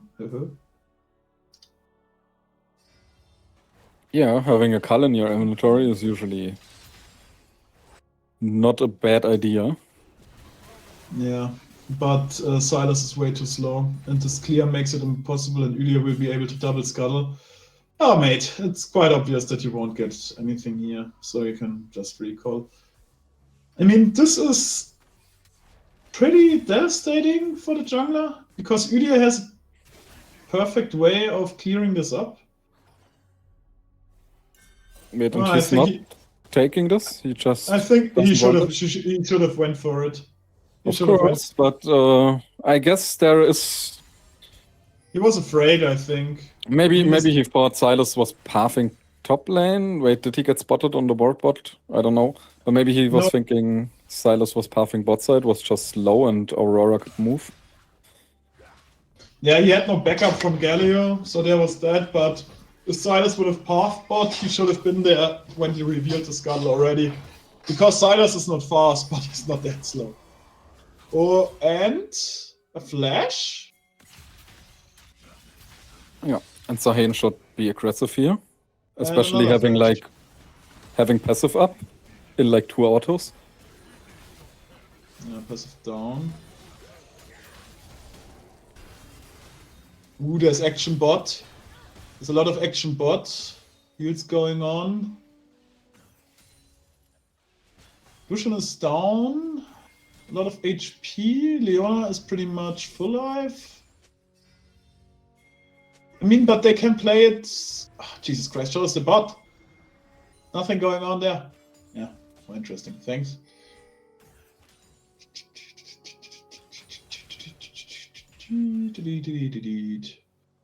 Yeah. I mean, they only have to flash on Lucian. Ignite down. I think they need the anti-heal. Otherwise, they will not be able to trade them. Yep. And already a 10 CS lead for the Varus, which is quite good. They need the Executioner. Otherwise, it's not playable. This is like one of these cases where I think he should have instantly went for the Executioner, but maybe I'm wrong. I'm not an ADC main. Comment on that, please. Martin, say something. I don't know. I think it would have been bad. I think having an Executioner rush is definitely good. But I don't think he had the money for it. Like, he bases... Cull plus 2... I mean, it's like 800 gold. He had the money. He got Cull 2 in this buy? Yeah, okay. Then he had it. Cull and 2 long swords. Maybe he didn't want to fall behind and he felt pressured by maybe he Varus already having it. Oh, holy shit! Top lane solo kill in the counter matchup. That should not happen, but it did. He has a Brambles into a Phage. I mean, I would not have expected that, but some top laners tend to underestimate the Cyan pressure. Yeah, I mean He has good damage early. I mean, the Bramble Vest makes it a bit harder to play for Sahine. That heavily relies on healing. But I guess it was just well played from you, Nina. So props to him at this point.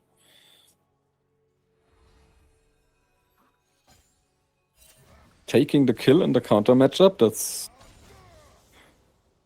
That's always amazing. Very strong. I mean, he did that before too.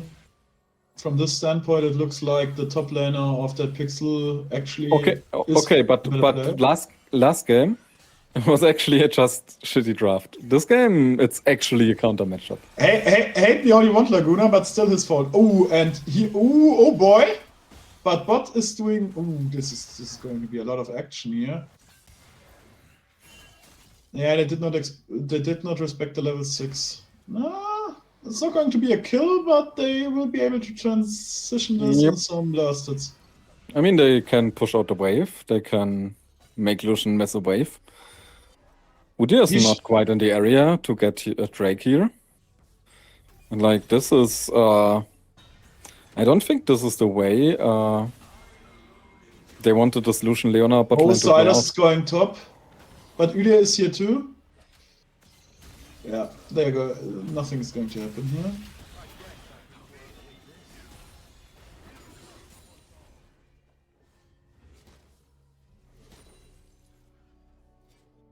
I think you should have just ulted.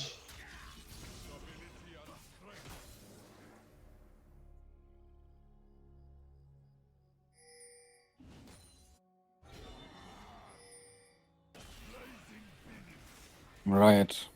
And Let's Udyr is see. attempting to take the Void Grubbies. Silas doesn't want to give Galio them the ult is bonus up. Oh, he cannot contest this. He cannot contest this.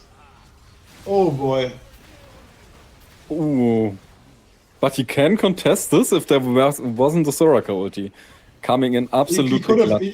He could have done a kill, but I don't think he can do this because Zahan actually had prio, Galio has prio.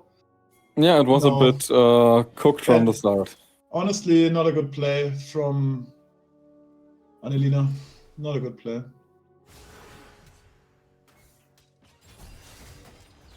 This is not a good play either. Oh boy. Ooh, this is the Martin special. Holy shit. Oh, poor Martin. Getting grilled Martin. even here. Not Getting the even, glaze. not even present, but getting grilled. He is in the stream, I think. He's watching. So there's that. I mean, no, it wasn't the classical Martin special. Martin special, Rising Wings ADC is called Martin, by the way, it's his name. For those that don't know, would have been, we call our support to Grubbies and he is on the bot lane and says, I'm fine. And then he dies. That's the Martin special. But that makes the game And spicy. ADC still no anti-heal. I don't like this. Wait. Am I tripping? Did they change it? Why is there a cannon wave with 3 melee minions? Did they change that? Wasn't there always like 2? What? I think isn't it with the timer? You're the laner. My monsters always stay the same. I don't know My shit about monsters this stay game. the same all the time. They just change HP, damage, and XP and gold, but they always the same amount. Don't ask me. No, it was like when they By the changed way, when they changed the best- season, they were like two. There were always like 2 melees when there was a cannon wave, but apparently not anymore. by the way, Should read more patch notes. place Yeah. 3 in power ranking here. Yes, we have a lot of knowledge. We know such stuff. No, I don't think that's a prerequisite for being for playing League. yeah, but I honestly don't like it that he's still. I mean, he wants the Essence Reaver, of course, but they cannot do any fights until he has the Executioner. I think, which is not good. And it's actually gonna be an on-hit Varus. Like, that's something you don't see a lot. I mean, it makes sense because I mean, nowadays Varus it's like just has a lot of damage output late game, and I I think- think nowadays it's like 90% lethality, but against such a melee heavy line, I think the on-hit build is just better. But maybe that's just me. yeah, especially if you don't need the early game power Yeah. that on-hit poke Varus provides. And we have a little check into the jungle.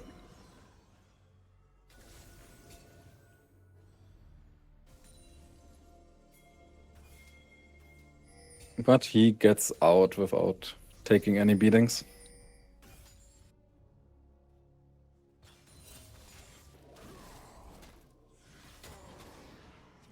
And the Sign is playing absolutely like a maniac up there.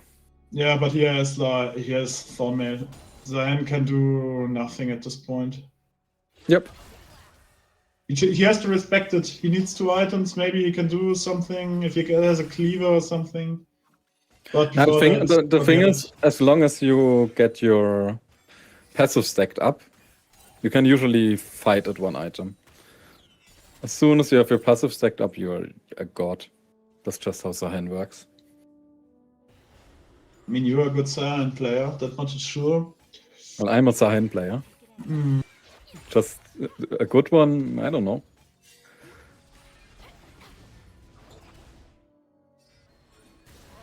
As long as it's not the Samira top lane.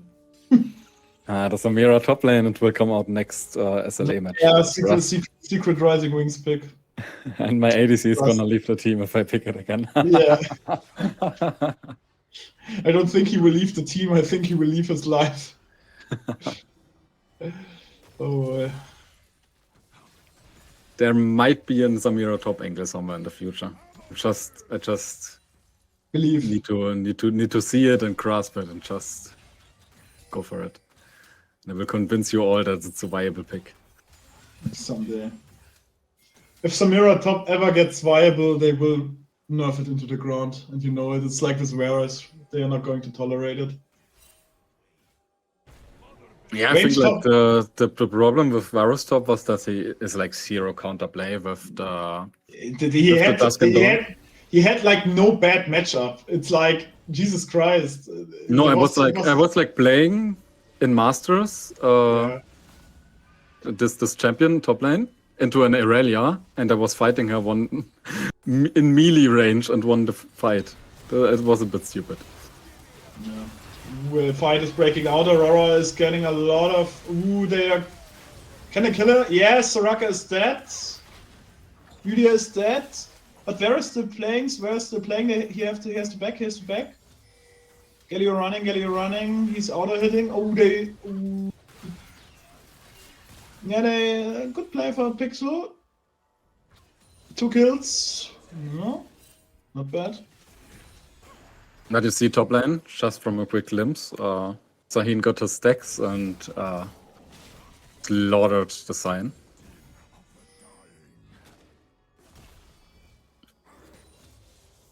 And then took a really shitty trade after, but let's Yeah. not talk about that. Let's talk about a shitty trade.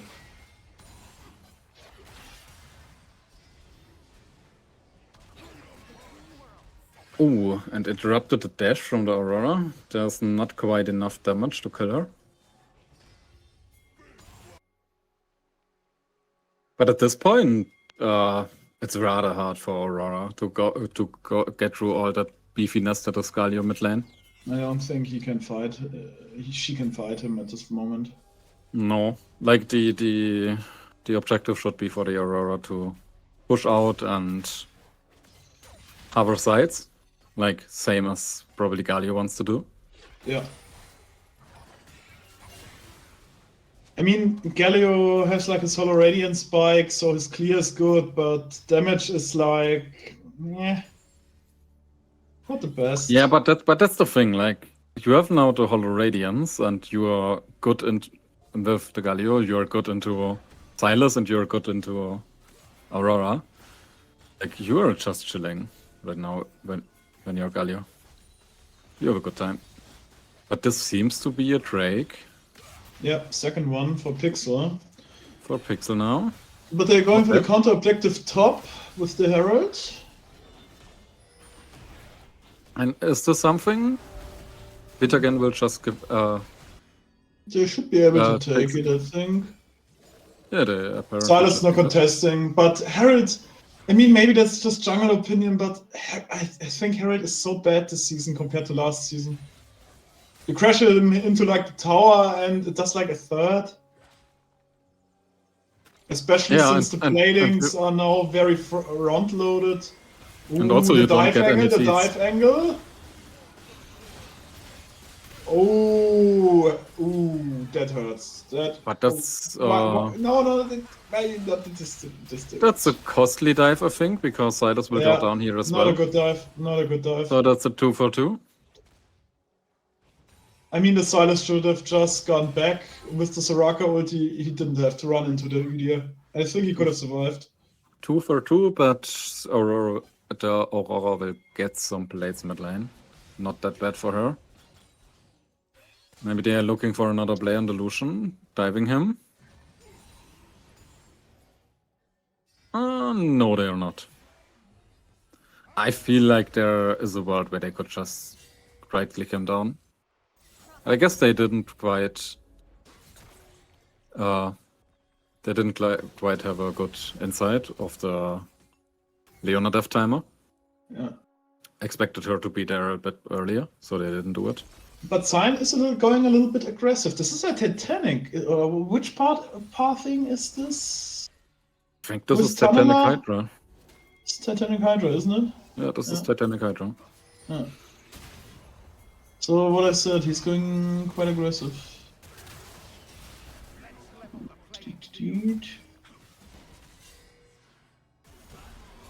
Yeah, Ghosty, can you show the gold difference? Like, yeah, thanks. Top lane 800, jungle quite even. Aurora 700, ADCs. I mean, overall, the game is very even. Yeah, you Everyone- can change 1K this back. gold Thanks, Ghosty. Thanks, Ghosty. Good man. Yeah, it's still quite even. I mean, I think gold the difference last is not game, even a K. Last game was last game- similar. last game was like a bit more gold difference, but like the game actually also got decided around this timer, and the Varus ulti hits, and Silas will just Oh. die. But we get a very ballsy play from the Lucian. Ooh, boy. Yep. Nice attempt, but that Pixel actually answered very good into this.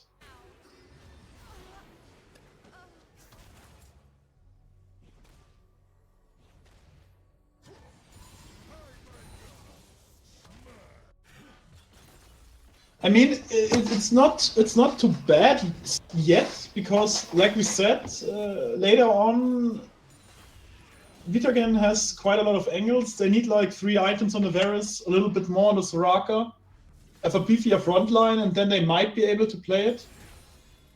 I mean, not really having the Zahin in the fight Oh boy, Udyr's looking for another angle. was like another deciding factor. Yeah.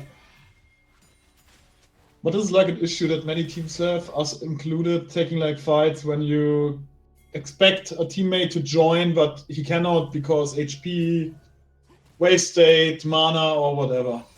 Yeah, I think like Zahin probably should have dropped the top wave, but even then, he had like not even enough mana to No, his cast his mana pool ultimate, right? was pretty exhausted. I don't think that would have been a good play. So maybe not a play. I think one of the main issues they wanted to take there. I think one of the main issues that VITAGEN has to be careful about is that they have to be careful that they don't give too many drakes now. They're down 2 already, 3rd drake spawning in 30 seconds. I mean, a wind soul will be pretty devastating. Yeah, I think it's probably pretty good with their comp. I mean, I think there would be better ones, but extra movement speed is always amazing with champions like Lucian. Now we get a Herald to mid lane, cracking the tower. Galio this, getting caught out here. this will be a fight. Aurora is going for the flank. Ooh, good Aurora angle. Galio ult drops. Zahen goes in the fight. Oh boy. Yes, this is the kind of fight that we talked about in the past. This is better. Front to back. This But was a good. I feel like this is how the fights are just supposed to look. Yeah, if VITAGEN the plays pixel- it correctly, they should look like this. Like the pixels just do not have the damage to get through them, especially with the Soraka healing. and VITAGEN being so tanky. And then they will just turn the fight. Alright, so first Drake here for VITAGEN.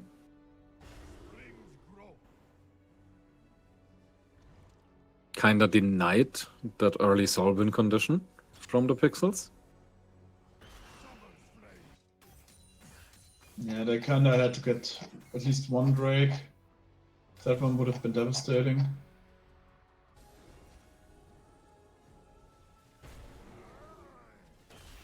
So Udyr is looking, finding an illusion. And this illusion gets shredded. Ooh, but actually dishing out some good damage in return, but still getting shredded. Can they get the Leona too, or is she too tanky? I feel like they can commit here and run on the tower, especially with Zahin having Yeah, ulti. I mean, Stein was close, so they have to be careful here.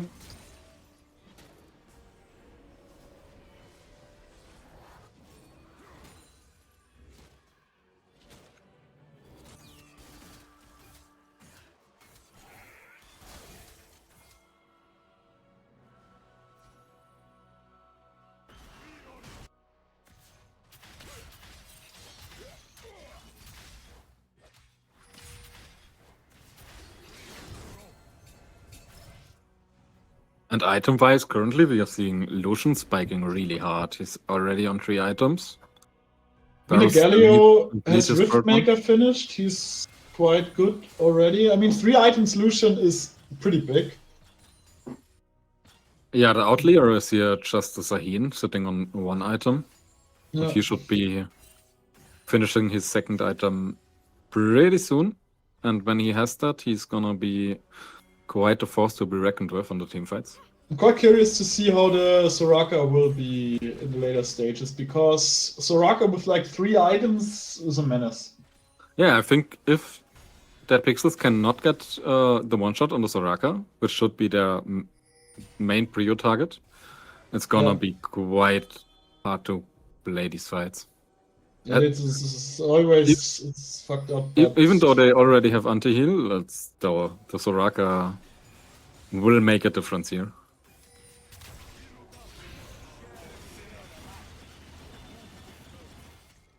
Pushing ult out, but Right, not much the damage culling dealt. into nothing. Ooh, Udyr looking for the fight on the backline. And Galio now we have the Galio in there, completely alone. But he will be able to escape, actually. Not bad. Mind controlled the Aurora into wasting her ulti too. But he for had nothing. to waste flash. Had to waste flash and ghost. So there's that. I mean, he can still play with his ultimate, but I don't think they want to play this. They should go. They won't start Baron. No chance here. He has to reset though.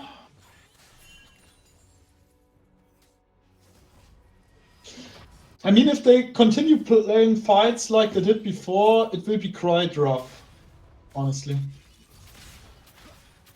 for that pixel, because damage will be lacking, like we said before. Yeah, I think we are already at that point. They don't have a good dive potential. That's like the issue. They don't have, like, I don't know, a Malphite, a Jarvan, Vi or whatever. They cannot like get one target and try killing it. They have to go for like flanking angles. Sign ults, Aurora.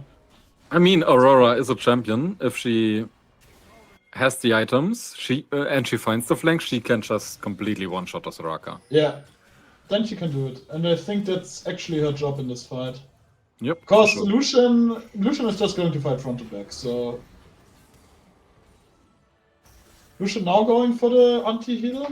So there's finally an executioner calling, which I wanted to see for like 10 minutes already, 15. But hey, better late than never, I guess. I mean, anti-heal has very good value with Udyr, Zayn, and Soraka. It's like a no-brainer. Yeah, I mean, there is a point to be made about just going it late, because you have an Aurora that has Oblivion Orb, and... Yeah, I wanted it early because of the laning phase, because there were a lot of fights where I was like, if anti-heal would have been involved, maybe. But without, not playable. Right, Galio getting caught here. Yeah, but I think he's too Oh boy, oh boy, oh boy. This will be 2 people dead. And his ulti get cancelled, and there Oh, was a no, no, full-on no. teamfight. Here comes the Varus. Front to back will be achieved. Front to back will be achieved. Varus is charged. Lethal tempo is up. Oh boy, this will be devastating. Very bad team fight for that pixel. Holy shit. Yeah, and you can kill the Galio, and then you have... And then everything is out.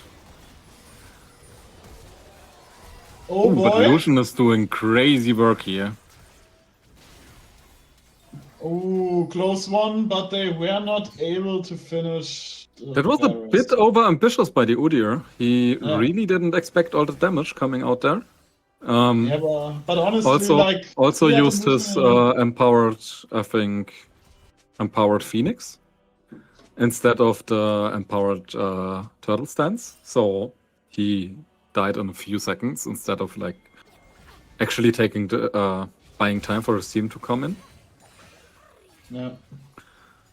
But this is, I mean, Varus is now on 3 items. Next item is Jaksho, and once he has Jaksho, he's more or less on dying. You will not be able to kill him. Not in this Yeah, I comp. think Especially with Soraka. Jaksho in will his make a second- difference. Jaksho plus Terminus is going to make him completely unkillable. I mean, Aurora and Silas can stand on top of him, no chance. This is So not the- now VITAGEN is starting Drake. And so will that Pixels approach this fight? Next team fight. Silas is low. Drake secured. Sahin on the side with passive up will revive. Oh boy. Let's see. The pixel is going pretty low here. Kill on Zahen. Alright, and Sahin died, like, distracting a backline. But, like, it is so incredibly hard to get through all the Soraka healing. Yeah. It's quite sad, yes.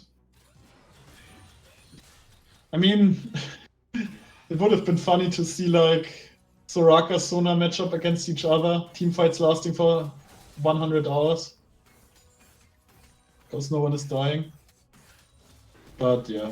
I mean, Soraka almost has a tier item finished. I don't know if... Now it's finished. I don't know if Lucian Sona is like the pairing on bot lane you usually want to go for. Best pairing ever, shut up. Alright. Believe. Oh boy. There's another fight. Thing? Sure, yeah. I think Silas bit of quite a bit more than he could chew. I don't know if he is allowed to just engage Oh, there. no. This Leona ulti was a little bit ambitious. The thing is, they have Sahin on the bot lane without teleport. Right? Yeah, should be. And should if- use it, yeah. If that Pixels knows this, they are looking to force that fight. But it's Or not looking down to for force much that match. longer, so it's going to be No, out but- very soon. For sure, a timer that Pixels should play on. But I don't know if they are even aware about it. Good damage. Oh, Galio. Galio getting the Silas.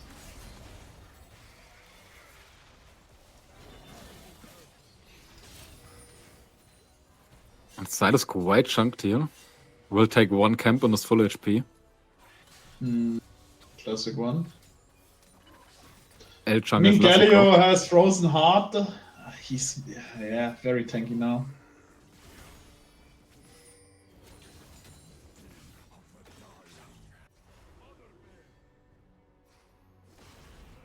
Yeah, but I feel like that's the problem for Dead Pixels now. You're not winning side lane. You're not winning team fights. What are you gonna do? I feel like at this point you basically need to go for a catch. You need to find someone being a bit overextended and just completely send it with Aurora and... I mean, Aurora has 3 Leona ulti. items with avoid stuff. She has quite a lot of damage. But the Zayn is just going to keep splitting, and the longer it goes, the harder it will be for the Cyan to ever do anything there ever again. I mean, they're already level 18. Top laner diff, I guess. Turret has been destroyed.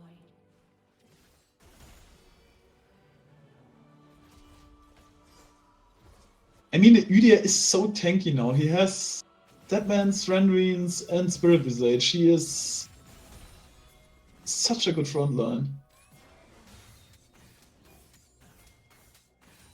I mean, I honestly don't think Lucian will be able to go through Udyr and Galio at this time. No chance. It's not easy for him, especially with him. No. Oh, there is an engaged Galio ulti coming. Yeah. And Lucian absolutely shredded. Lucian dead already. Yeah. Varus can hit very freely. Yeah. And this is not even. No chance. This is not even a fight anymore. This is just bullying. I honestly think. I mean, I'm not going to be doomsaying here, but I think VITAGEN is not able to lose this now. I think just comp-wise, they really need to misplay on a gameplay level to lose this game. They need to. I mean, but just comp-wise, they completely outscaled. They will really not be able to. VITAGEN needs to fight play this on a Rising just Wings level scale, otherwise they cannot lose this. Wait, what do you mean by that? Nothing. Right. Nothing. Like Rising Winds has ever misplayed in our lives, we have never misplayed. Never. We don't do misplays. Every play is perfect, all the time, always. Look! There are now two melee creeps in the cannon wave. It is so weird. Riot Games and another fight, and they are just not able to go through. Lucian is down again. Zahin with the revive. They are putting everything into Zahin, and he is just reviving, and he's full. By the way, I did not expect this. The Varus actually went Spirit Visage and not Jaksho, but I kind of see it with the Soraka in his ass. Yeah, of course. Like magic resist is so valuable here, right? Because the people killing you are either Silas or Aurora. And if you have just magic resist, I mean, he's currently finishing another seal item, most likely Hurricane or something like this. But if he wants to, he can still buy Jaksho. It's like, holy shit. I think Hurricane is quite potent. I don't know if you are buying like what is it called? The ultimate cooldown reduction ADC item. It could be Phantom Dancer. Could also be Phantom Dancer. Who knows? No one knows. I mean, the movement speed of Phantom I want Dancer Leash probably amazing. knows what he will buy. But I don't think he will Zahin's come to very this. in there. Has to flash out. Soraka getting nearly chunked down. He's not able to heal that much anymore. But Varus is just... No, but VITAGEN is just too tanky, and this... Pretty sure it looks like a game 3. Yeah. We will get a game 3, guys! And in the jungle, there is the 1v1. Atze is 1v1ing the Silas quite handily. And yeah. This was a game where Dead Pixels had to basically win the early game. They didn't win it good. Didn't win it good enough. I mean, yeah, I mean they had 2 Drakes early. It was not that bad, but like at a certain point, they kinda didn't win those fights anymore, and especially with their bot lane not really snowballing like they wanted. And then they had to find picks and just couldn't, because there was always the Soraka pressing ultimate and just standing behind them and healing them up. And I guess it's like a game 3, a fearless game 3. Quite excited what they will. I mean, be we all know out it. of their head. Let's be honest here. We all know it. They only did that because I asked for 3 games. Of course. So that's the only reason. I mean, it will be quite interesting to see what they go now. I'm pretty sure Ace will have to aim for a tank now, Seju, Maokai, something of that degree. Maybe a Nocturne, possible. But the mid laner of VITAGEN down a lot of champions. If they keep banning that, I think he has like the Syndra, and that's it. But it's similar for that Pixel. I mean, they in the mid they already used the Aurora and the Kiana, so Jace is left, I guess. Yeah, this is like the problem with Game 3 Fearless. There are just not that many champions anymore you can pick. Like having 20 champions gone, having 10 champions more being banned. It's gonna be a bit of a struggle. It always is. Yeah, but I think that Pixel has to be careful because I mean that's like personal bias, but I'm always a little bit of a hater to team comps that are very low damage. Because that bites you in the ass so often. You have to play it this well. If you have like, for example, I would have been curious to see what would have happened if they would have had like a way stronger ADC. I think you need to just like get some consistent DPS in there, right? Like Yeah. replace your mid laner maybe with a Cassiopeia or like a Ryze, and the game looks completely different. But with Aurora, you need to get those picks, and if the enemies are too tanky, you won't get them. I feel like both of those games are actually, I'm not gonna say decided in the draft, but there was like somewhat of a clear pattern to see who would probably win the game based on draft. I mean, the funny thing is, I mean, I agree that for me this is drafted right now. But I mean, one good thing, okay, is that Pixel still has, since that Pixel lost, they now have side choice. So they might be able to grab the red side. And I still think that Pixel has the stronger top laner. So using a counter pick there might give them an edge. Because I don't think the first pick has done them a lot of favors, especially in the second draft. In the first, it was okay-ish, but I don't think they wanted that Ashe secured that much.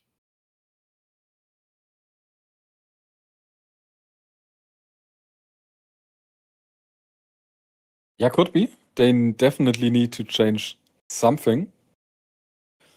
Definitely, like, I mean, but not and gonna lie, they considering put- the 74% prediction for VITAGEN, it's, well, very even. If they iron out those drafting problems, I feel like it's anyone's game. Draft will start soon, on 1 minute. Thanks, Ghosty. So we don't have much downtime, but I think people want to see it. To see how it goes.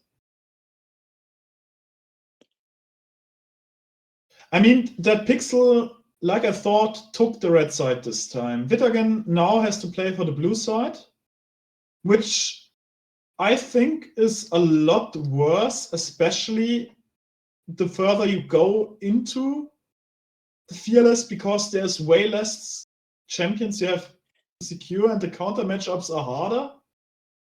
I mean, they hit harder, you know? Yeah, for sure. Especially if you are on champions you are not 100% comfortable on. And Yeah. then eating a counter matchup might not be what you want. Mm. I hope that Pixel brings out another bruisery strong top laner, because I think we all want to see a similar performance as the Mordekaiser in the first game. Yeah, the Mordekaiser was a unit. The Mordekaiser was, like someone in the chat said, it was absolutely Thanos. He was Infinity Stone level strong.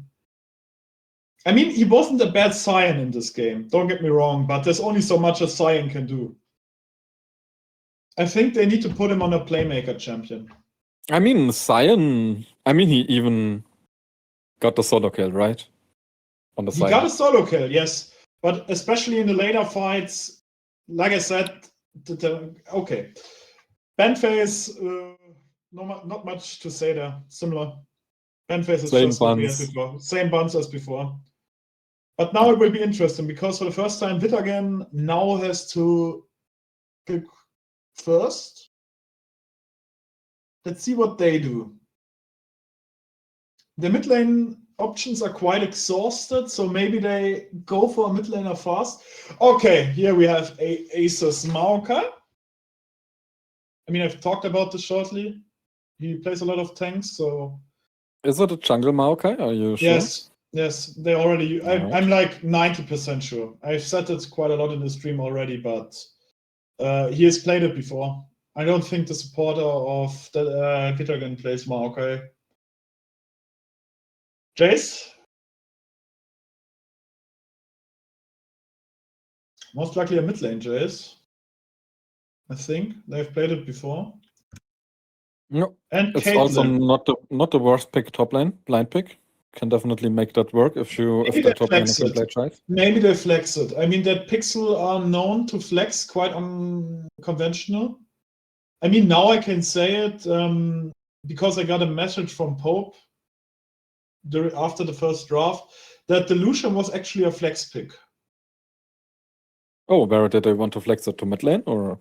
Did not say. We can ask him later, but now VITAGEN gets their famous Seraphim. Never forget Skarner, mains. Never forget this fucking girl and her war crimes. Wait, they changed her lore, right? I don't care. She's I not don't that bad care. anymore. She didn't do anything. They just I don't retconned the care. lore and it's fine now. Cancel my girl. Seraphim did nothing wrong. Says the cinched main. Seraphim did nothing wrong. All right, but Lilia is a good spicy pick. I like the Lilia pick. I Lilia always is very spicy. like to see Lilia. I hate Lilia, but seeing her, I mean, it's going to be interesting. Lilia is a very annoying champ to play around. I mean, Maokai has a point and click W, so there's that, but it's so slow. Yeah, I feel like what you're hating as Lilia is point and click, CC. Yeah. And enemy picked Maokai, so... You hate stuff like, I don't know, Malza, anything that can just point and click, force you to stand still and just die. Tell me a champion that doesn't hate Malzahar. Galio? Yeah, sure. I guess Galio. But yeah, Mundo? Malzahar is like Mundo? yeah, okay, Mundo too. No, but like Malzahar is like always the answer, right? If you think about like the CC champion. But chat, I mean, we have quite a lot of people watching. Quite a lot of Malzahar mains. How about, what do you think? Who's going to take the third game? Because this is going to be very interesting, because I could see it go anyway. Both teams, no matter who wins today, okay? I'm going to say this here right now. No matter who wins this best of three, we are going to see both teams in the playoffs, and this might go either way. I think both teams have shown us that they are quite strong and deserve their positioning in the power ranking. That's my opinion. Sure, there were fuck-ups, but they are still pretty strong. Yeah, I feel like you have not really seen like very basic mistakes from both teams, right? In the end, both team games kind of came down to executions, but there were no big blunders for the most part. As you said before, Laguna, I think most of it was decided in the draft and less in the Rift. I mean, sure, first game was very teamfight heavy with the Mumu and the Kiana hitting 2-3 good ults, but still, it wasn't like that one of the solo laners get killed 24/7. Aatrox. Aatrox is an interesting pick. Something you don't see that often anymore currently in the meta. But I still think it's not the worst blind pick that you can have. Yeah, I think it's a solid pick. It's a solid blind pick, especially since Cyan and Ornn are out, which are like two of the most common blind picks. Maybe a Rumble. And there's Swain mid. Oh, Interesting. Not a bad team comp. Not a bad team comp at all. I mean, VITAGEN went for the second round of We Are Just So Tanky, try to kill us. Get through our Enchanter support, try to kill our beefy boys. That may be true. Same game plan. But we have to be honest here that... And it's indeed the Chase mid lane and the Cassante top. I'm not sure if I like the Cassante into Aatrox. I feel like that matchup usually gets a bit rough for the Cassante. But that said, I feel like Cassante is like a champion. If you pilot him well enough, he can play any matchup. Yeah, but let's be honest here, most people don't know how to play him. It's a very hard top lane champion. Oh, it's it's the hardest top laner. I wouldn't touch him ever. It's like so hard. I feel like this is probably like one of the hardest champions in the game. At least for me.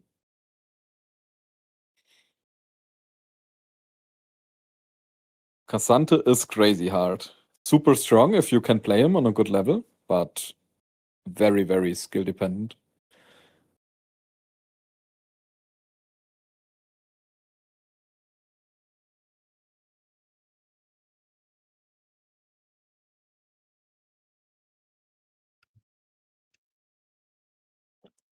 All right, so while we are loading into the game, I'm gonna grab something to drink real quick. Toilet break. We'll be back in 2 minutes, guys. Warum bist du flauschig? Warum bist du eine kleine Flauschwätze?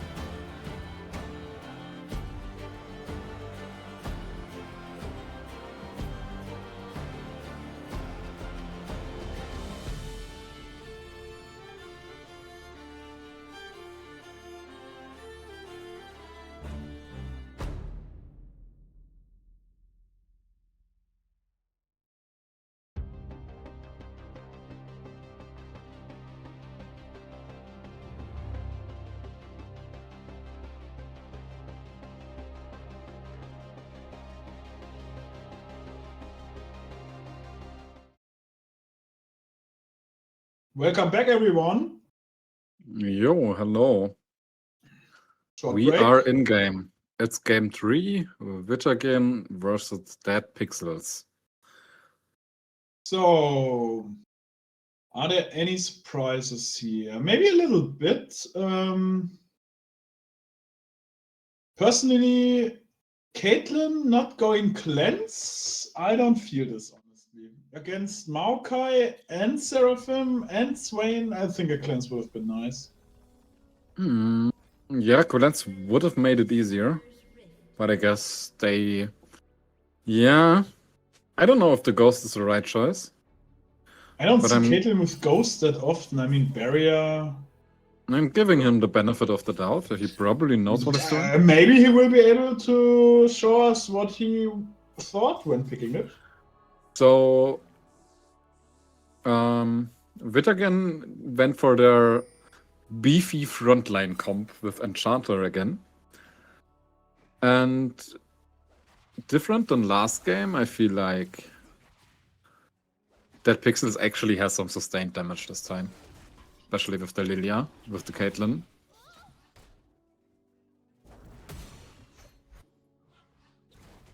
Let's see.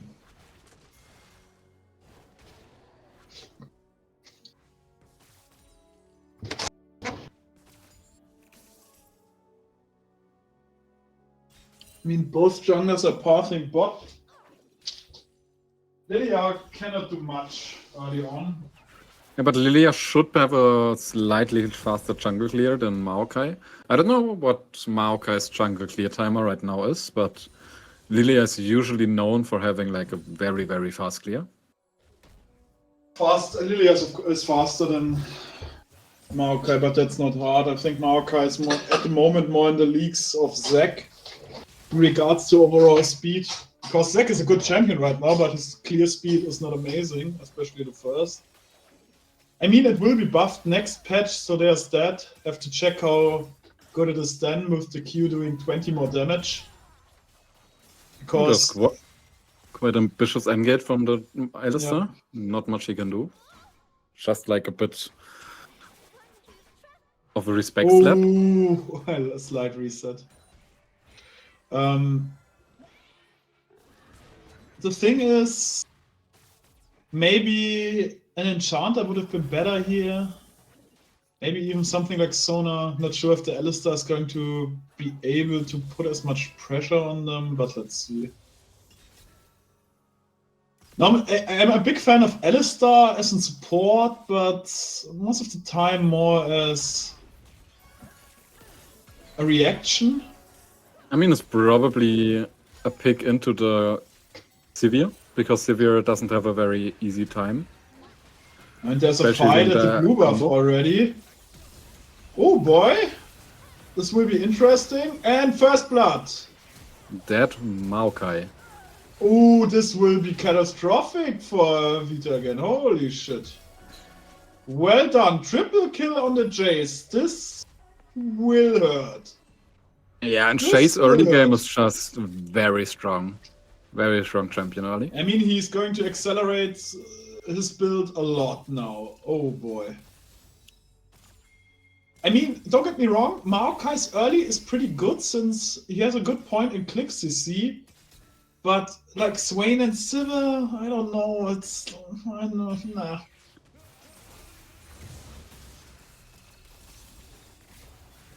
Right? Maokai getting contested. Here again.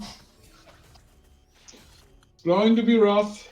Now Chase needs to spend his gold, and so Swain gets the push out. But another invade. Chase is not resetting. That's interesting.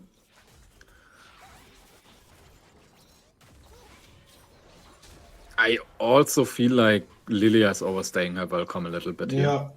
Yeah. Because now the Aatrox is moving, she has no Yeah, flash. This This play is is very going a bad. little too long.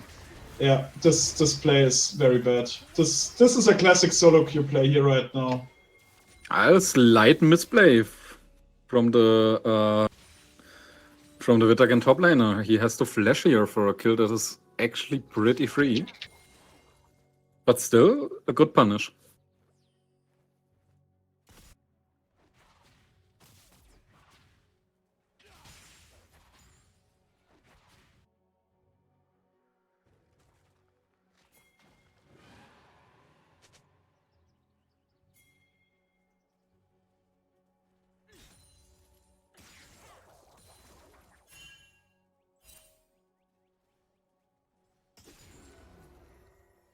I mean, he has a tier and a Dirk now, so there's that. I mean, they should, if they play correctly, they should go for Drake Blake's fast. Oh boy, oh boy, oh boy, this is bad. This will end in the death of the ADC. This is a dead Caitlyn indeed. Yeah, but they have zero vision. This is not good. This is very bad. They get this early lead and they shouldn't fall to such obvious ganks. It's not good. I feel like there is a world where they could have transitioned this into a Drake, but they decided not to. Decide to just go for tempo reset, probably playing Drake out of the reset.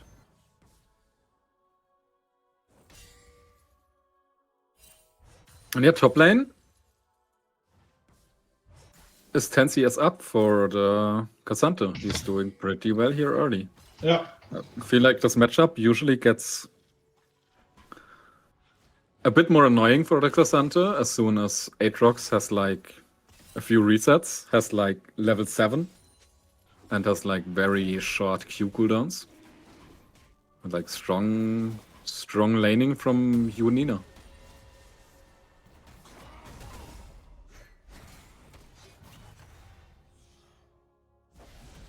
And the cannon goes to the tower.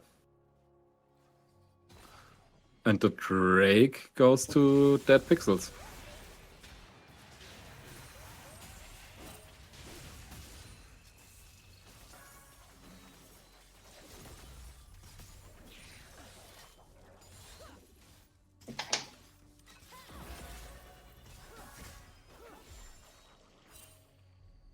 I mean, they have to be careful that they do. I mean, they got this amazing lead on Jace and they have to utilize on this.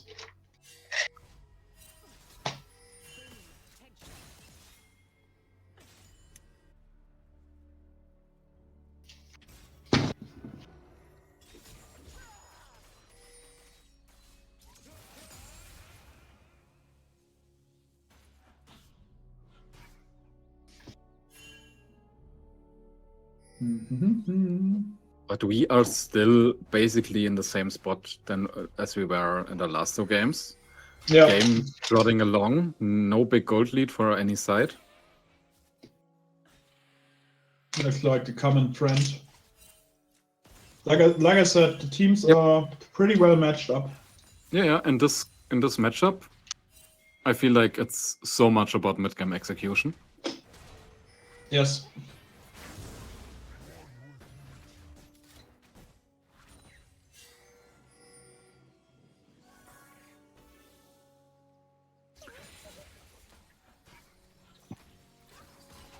This will be another objective for Pixel. Yep.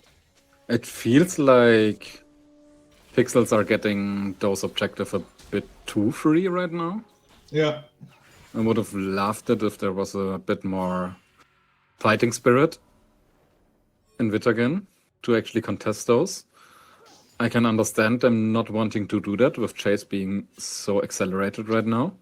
But the thing is, like, with the Grubbies, I could have maybe seen a fighting angle with Maokai, Aatrox, and Swain being quite tanky.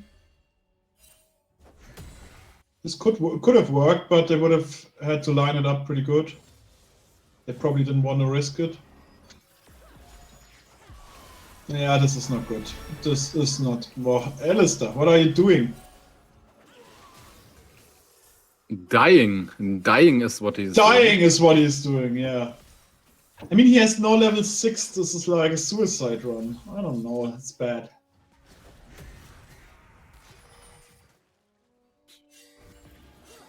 I will be a hater here for a second. This is more or less where you see the jungler and not the support main.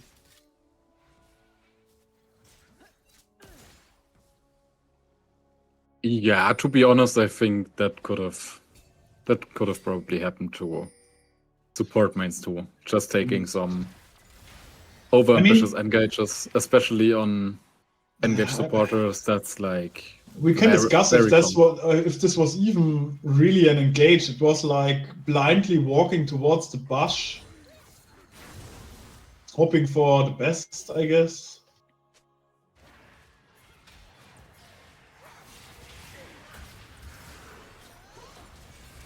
And we have an engage on the Swain. Swain super tanky. Oh boy. Can just heal out and turn this fight. And this is a 2-for-0 for VITAGEN. Strong. Yep.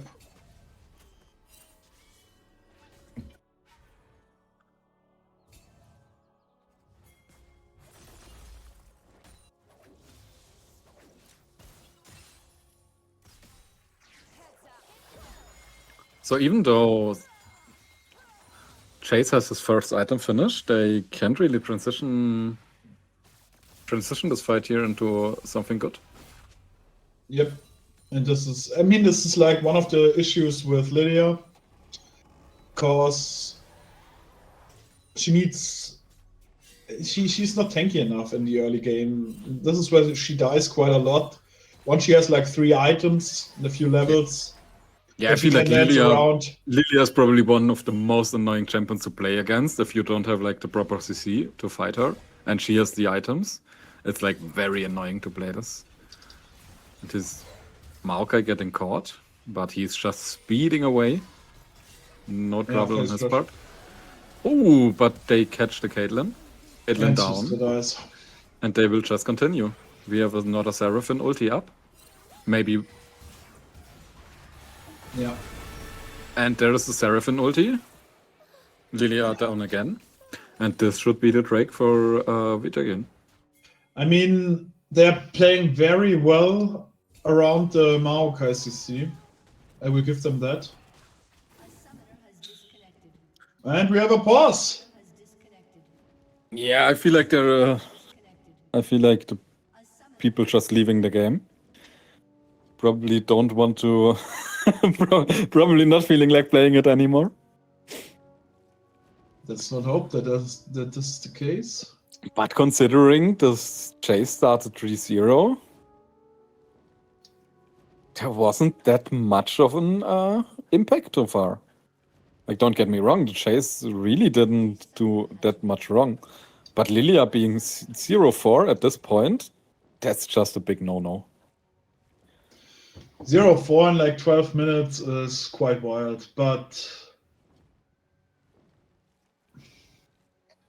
I mean, they are not executing her well right now. She's weak and she has to be careful. She has to go for farm. Yeah, I feel like that's the big thing. Like Lilia should just use her strength, being like a super fast clearer, and just accelerate herself and get ahead. But there seems to be some connection problems. Players seem not to be able to stay in the game, apparently. I mean, it would be very funny if the server went down now and we stay on the 1 versus 1 and we had to repeat the game. Yeah, that would be a bit ass.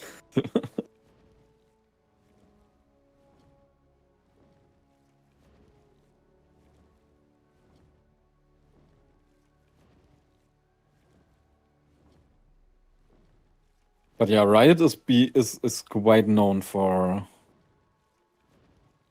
Riot is quite known for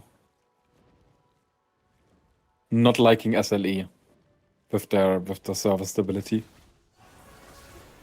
But we are back in the game. Let's go.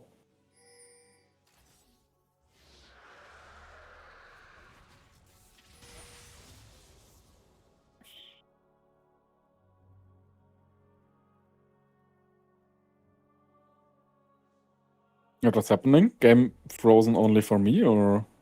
Yes, it's frozen. Yeah, it's frozen. Is this supposed to be No. To be like that? Is that the new league? If like tactical freeze frames every 20 seconds? Report Zillion for freezing time.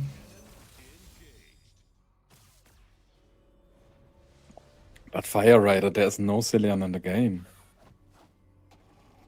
Then we just reported junglers. Because they deserve it, right? Anyway, back to the game. So, quite a big lead for... Quite a big lead for VITAGEN. Yeah, I don't know. That said, there is another pause. Come on.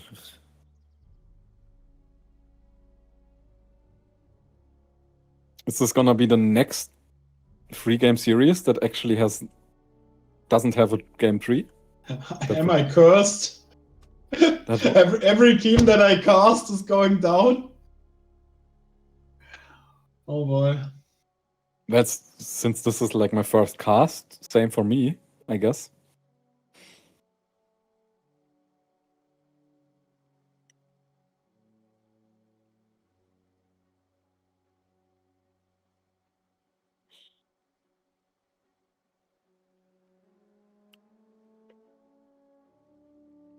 A summoner has reconnected.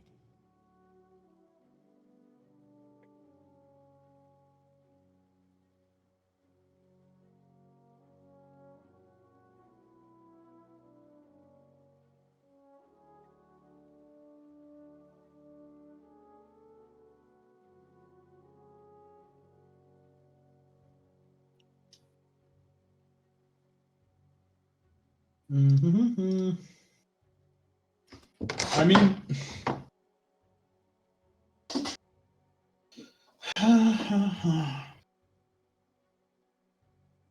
we can talk about many things right now, but Yeah. I think what, in my opinion, now that I think about it, sticks out is actually that VITAGEN has the superior bot lane. This is very clear to me. I mean, they are doing really good work. I can't deny it. They did quite well in all the games. I mean, first game they lost, sure, but they won the bot lane. They just lost it later during teamfight stage.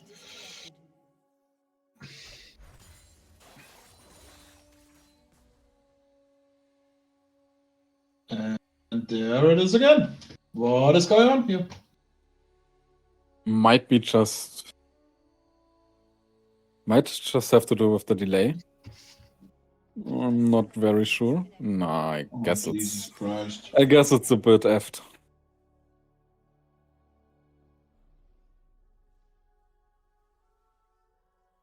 Are you sure, son?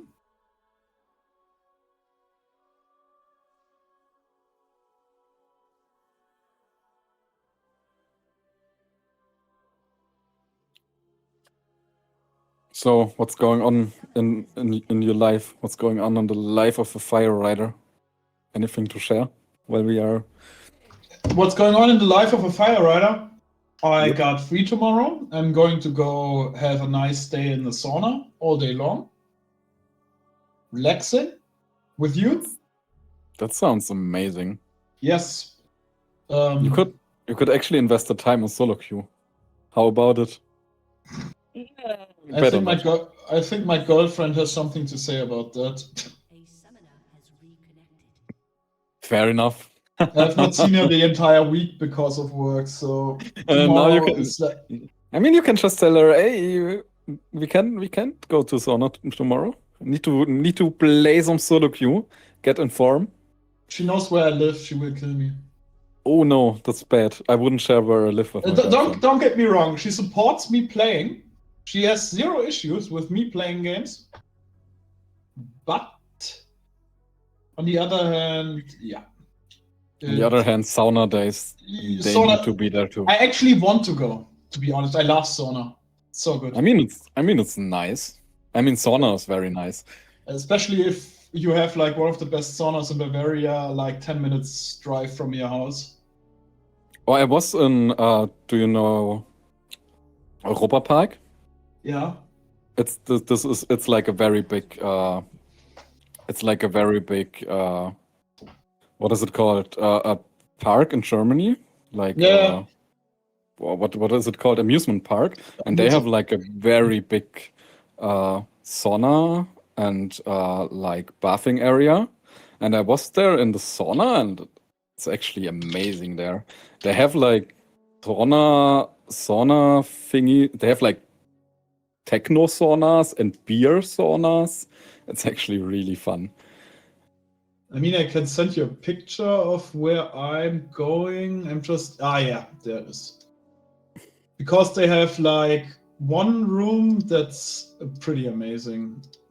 The Herzogstand sauna, where you have Never heard like of it in my life. it looks like this. This is actually a picture from the sauna. Oh, that looks amazing. That looks really cozy. I wanna go there. If you want to, we can go, or you can visit me one day and we go there. Right, let's go. I mean, we already talked about Rising Wings meetup in the summer. Maybe this will happen. But in the summer, there's not sauna. In the summer we will most likely go to this to the lake anyway. Rising Wing Sauna Day sounds amazing. Actually, what sounds amazing, having a fucking game on our hands again. But yes, I'm not so sure if it's gonna last. We will have an issue once the pause time is coming to an end. And if the issues persist, it might happen that... I don't hope it comes to this, but... It would lie if it wouldn't be very interesting if they were allowed to redo the match. But it would be weird since all the matches have to be done by Sunday, you know? Well, let's just hope it's fixed, right? Yeah, I hope that too. No, For the sake of both teams. No reasons for doomsaying. Let's just hope we are having a game now. I mean, for our sake, we most likely, like I said, will face one of them next week. So, yeah, would be good if we knew who and when.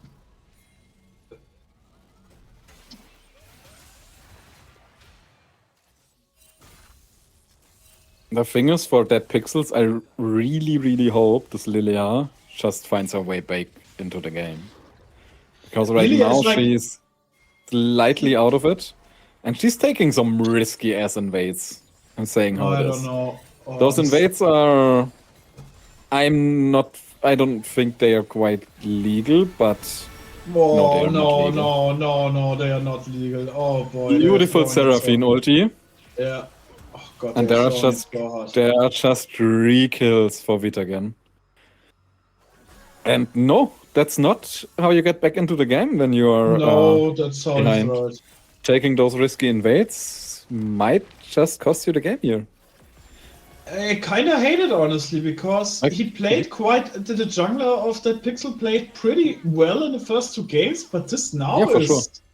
This is very sloppy gameplay. That's a bit in. The thing is, now even the chase gets punished, right?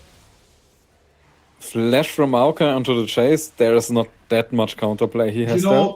The saddest part is that Pixel now currently has 3 kills, and they all came from this one early game action like 12 minutes ago. Yep, this feels like a bit out of... this feels like a bit weird after seeing the first 2 games. Actually, one team taking over so hard that early. In my opinion, it's like mainly due to the different... I don't know if this is... No. Come on. Wait, are they not playing this? Okay, shut down for Lilia, big. That's what she needs. Oh boy, will they be able? No, Seraphine is coming. Jace is here. Oh boy. And another shutdown. Oh, this is good. I mean, they are still down 7 kills, but only like 1k gold. This is League in 2026.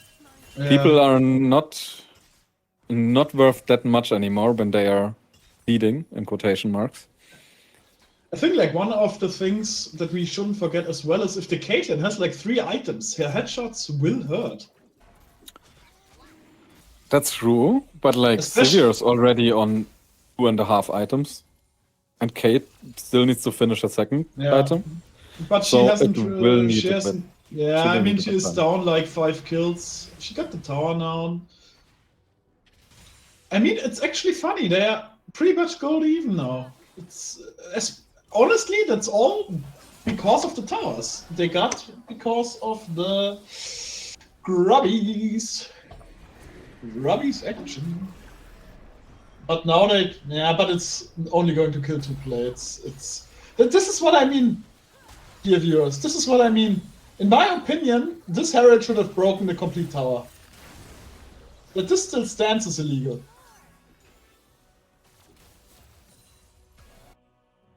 I don't get this. Why does the tower still stand?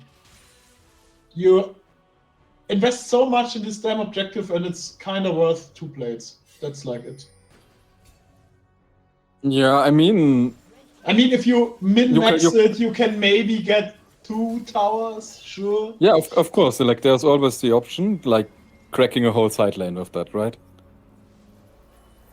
You either need, like, your execution on the Herald just needs to be a bit better now than in I'm previous kind of seasons. quite curious how this will go, because the Maokai goes full AP right now. Bloodletter's Curse, most likely next item. And I honestly would have preferred him to go frontline, because right now they have no tank. I mean, they have a Swain, which is crazy tanky. They have an Aatrox, which is somewhat tanky. He probably dies very fast, the Aatrox.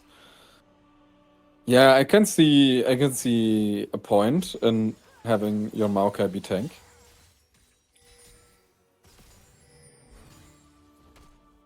But like, I don't mind the AP Maokai either. It's not that bad.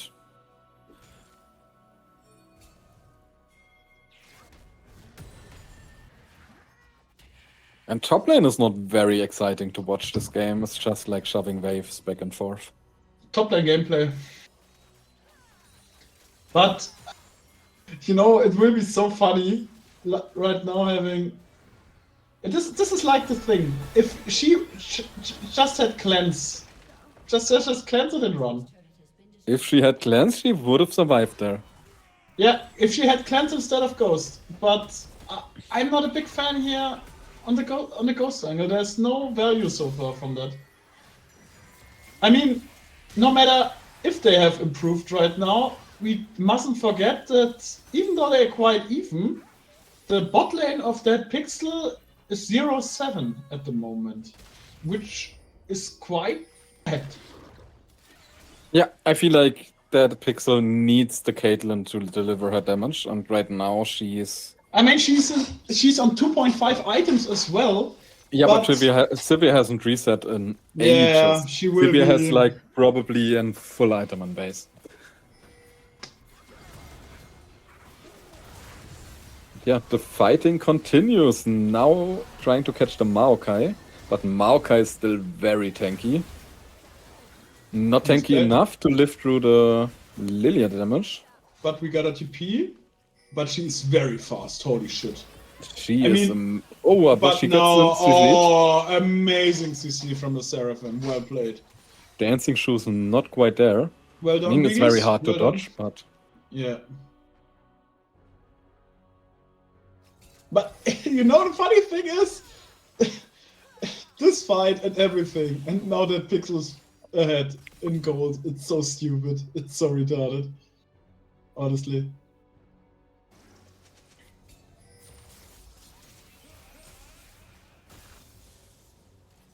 I think like one of the main things is they have to be careful now, because if Caitlyn and Jace get like a good angle together, they can kill almost anything with like 2 or 3 attacks. Very fast. And the Alistar that's can for sure, just that's for face sure. tank so good. I mean, early game game was quite shaky. They have stabilized now. Maybe actually the disconnects were good for them, so they could reset the mental and the game plan a little bit. Sounds weird, but I think this was in their favor. They needed to cool it off, especially the Lilia. But like even after the disconnects, there was some serious inting. Yeah. So, But so yeah. But I guess you Hashebek's can get nice to away see. with ints. Hashebek's cleanse on the Kate, we would have liked that a little bit, not the ghost, you know. Right, there's another team fight. Oh, Big she does- Seraphine ulti. And Lilia is Oh. already down. This team fight is not going well. Alistar This team also fight is- falling. There's now just a Cassandra standing and 5 people. They who don't have the cannot damage. survive. They don't have Yep, the damage. This is like what I talked about, right? Yeah. Beefy frontline boys, and there is not enough damage. Not enough damage yet. I feel like if they keep on playing a little bit longer, that Pixel will get there. They will have the damage to actually get through the front line. But not right now. And the Sivir on her 3.5 items, is doing so much damage. It is so nasty to play into that Sivir. Because you wanna play into the enemy. You wanna go in there. And these ricochets are bouncing all over your team, shredding your health bars. The main issue is she's going Bloodthirster now, and she will be insanely hard to kill. It's like almost impossible. And this is, I mean, with the Seraphine and everything, she's just so stable. So Yeah, stable. I feel like even Bloodthirster is a bit overkill, because having the Seraphine around you, next to you, healing you up, healing you, you could actually go for another crit item, no? She could Just go for for- Infinity just- Edge, having the 100% crit and stuff. Yeah, But I don't. just- but I think Infinity Edge might be better. Just sit on that Vamp Scepter, get Infinity Edge. Okay, think she Cassandra just kinda has a problem. Gets just caught here. Doesn't get caught here, gets out with a sliver of health. Not bad. Escape artist. But it's very important that he survives that, because if he doesn't, it's just a free Nash.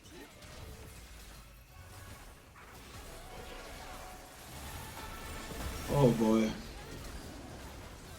Right, Sivir firing. Sivir Yeah. doing damage.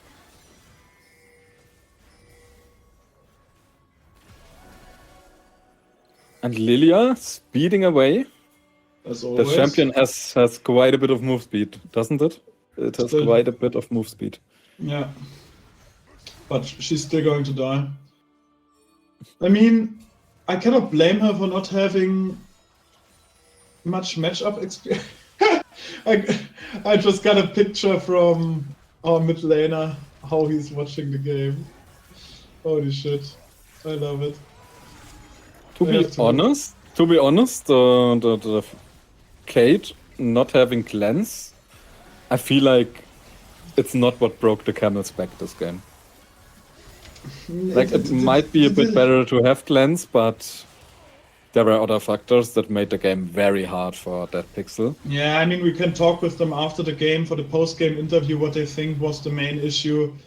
But I will stick to it that, in my opinion, the bot lane performance of that Pixel was not on the level of VITAGEN. Not even close. Yeah, that said, I think like the Lilia also had like a few big mistakes in this game. Yeah, in this game, the Lilia especially was way too cocky. She, for the most part, played it like it was a solo queue game. I mean, And she this- has the chase, right? And the chase is really strong. Why take those invites? Your chase cannot join when that is the guy that you basically need to fight. I mean, it's like one of That's the what most I don't important rules that you wanna play around your strongest member of the team. If they wanna split, you can cover them. I saw If that you- Aatrox missed the can. Ooh, much hate. No, but for sure. Like, you definitely want to play around your strong players, and if Chase cannot join, yeah, you are gonna find yourself in a position like this. Yeah, this game is. I think like the main issue is, and again, But I don't. That this game is not over. no, I it's wouldn't not say this game is over, over. but I'm like 80% sure that this is over. Like not 90% as usual, but I don't see that much angle anymore. I just don't really know how that Pixels want to play into this cage. I think the main into the Sivir Seraphine combo. they are not Cassandra going to gets do caught it. out again. That was a bit too cocky, taking the wave there. Or like being up so far. But they will transition this into some base damage. Very good. It's a good punish. Maybe they can run into top lane too. Get like a few Yeah, blades. but I think Probably they will not. not be able to punish the Swain is just too tanky. I mean, the Swain is insanely strong right now as well. I mean, we talk about the Sivir and stuff, but I don't see how they will be able to kill the Swain now. Yes, Caitlyn has 3 items. Yes, Jace has 4. But honestly, for this amount of items and gold, the damage right now isn't so good. Yeah, the problem is with Chase. Chase is a champion that wants to poke.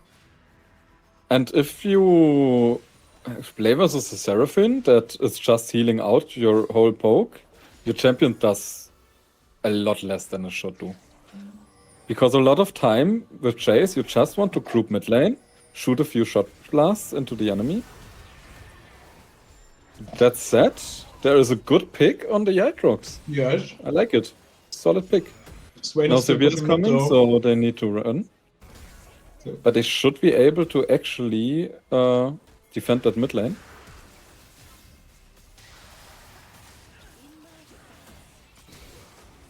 Ooh, and Flash from the Maokai. Maokai goes down.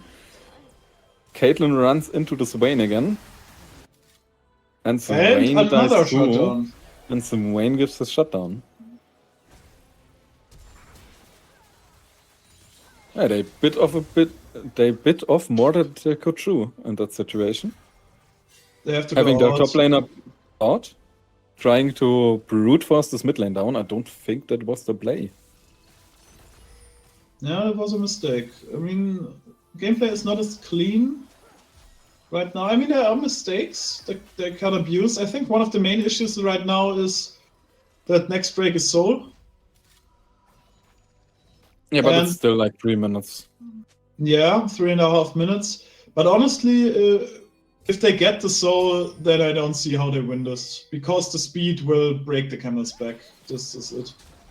If that happens.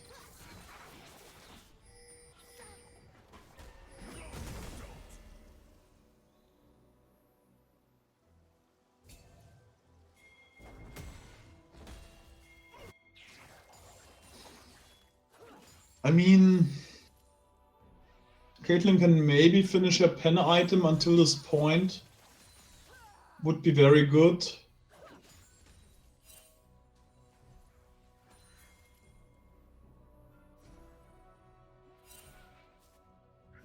Yeah, that's just not a spot you want to be in, being so far down in items compared to the Severe. Now we get an engage on Lilia. Lilia is fighting. Lilia is down, getting absolutely shredded by the Severe. And Cassandra is in, but no. There's no fight to take here. And Caitlyn is Cassandra not there. needs to somehow get out. Swain ult needs to. They will not be able to defend this tower. Just go, guys. You cannot defend it.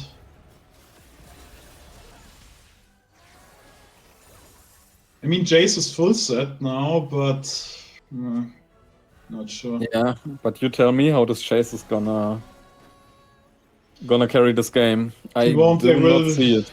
They will do the Baron and they cannot stop it. Like I said, it's looking very grim for Pixel.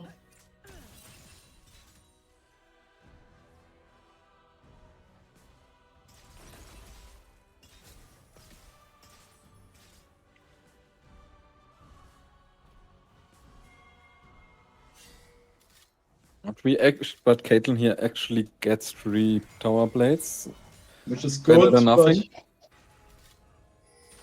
Also yoinks the red buff away from the Maokai. they have to The prepare the the Drake audacity. now. They have to try to fight this Drake as a 5-man team for once.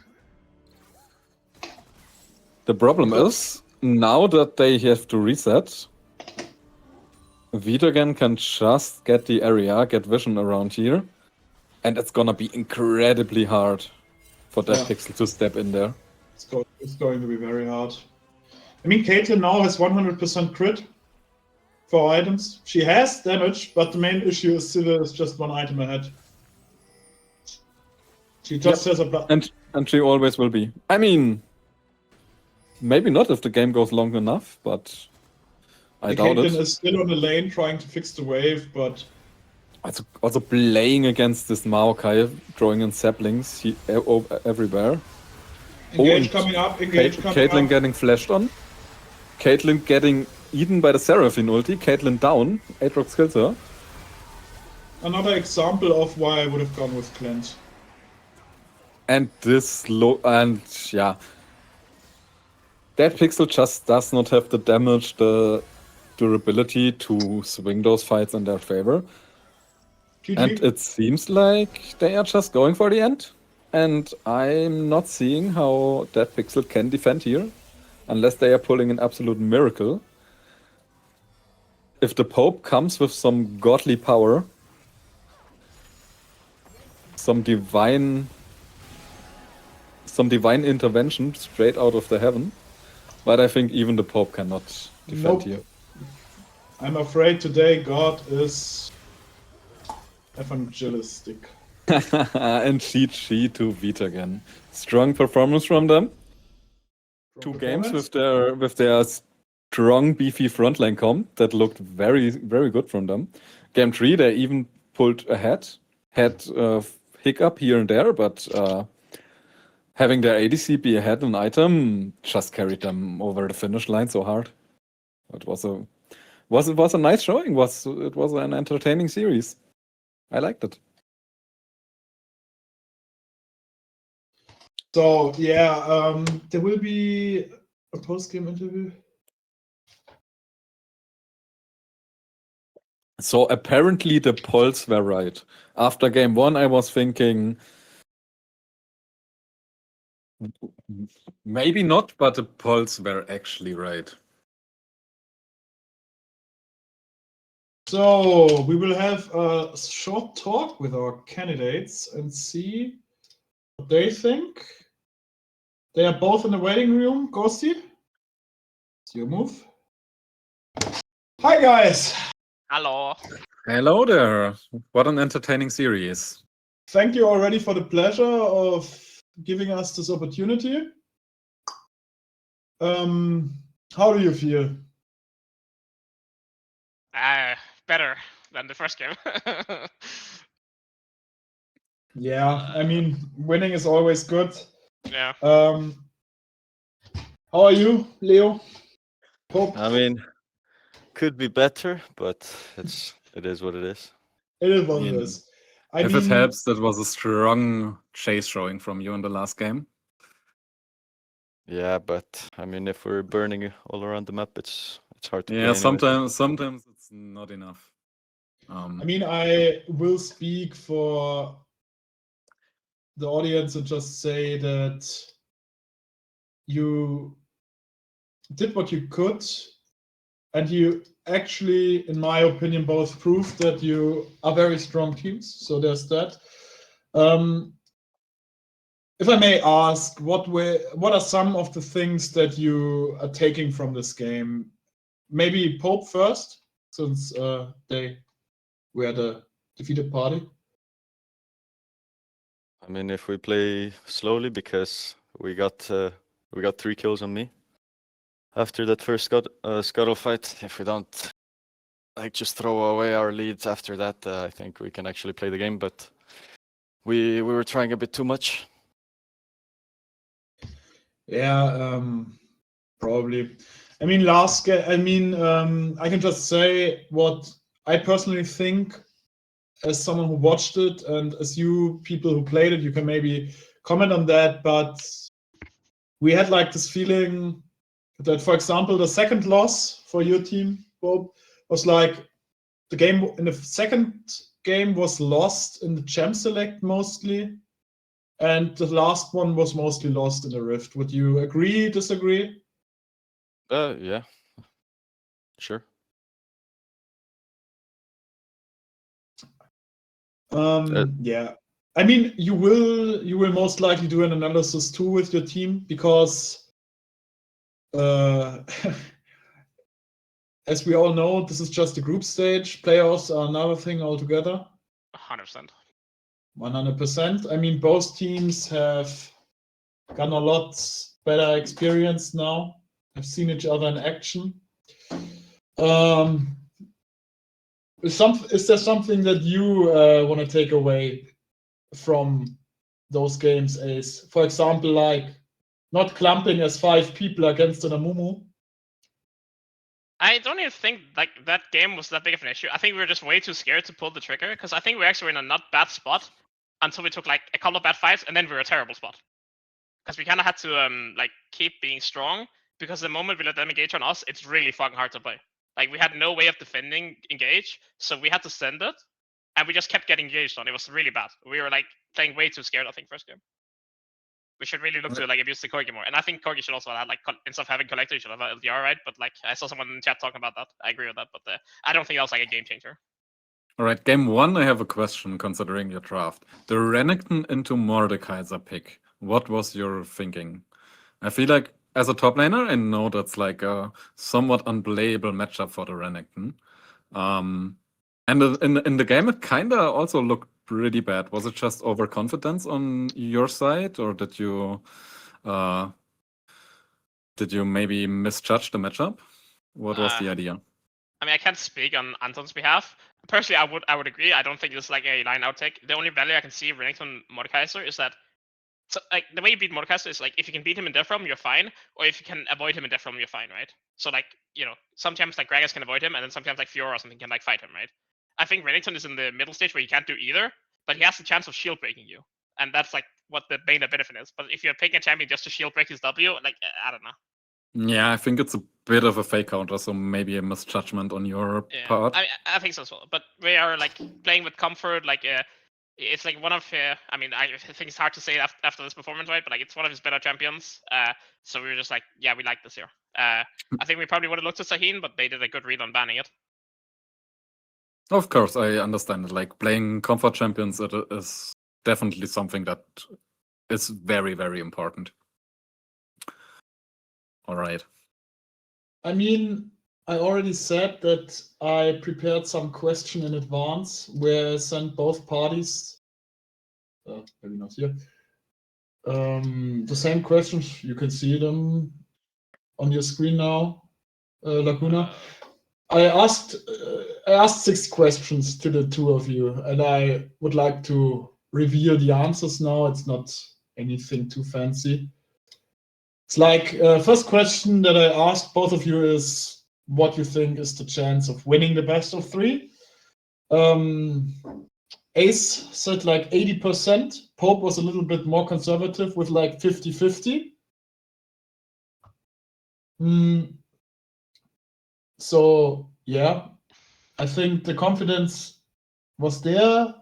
I think 80% was a little bit overconfident, maybe like 65. Yeah, I mean, it's definitely a lot closer than I expected, to be fair. I mean, they played well, but close.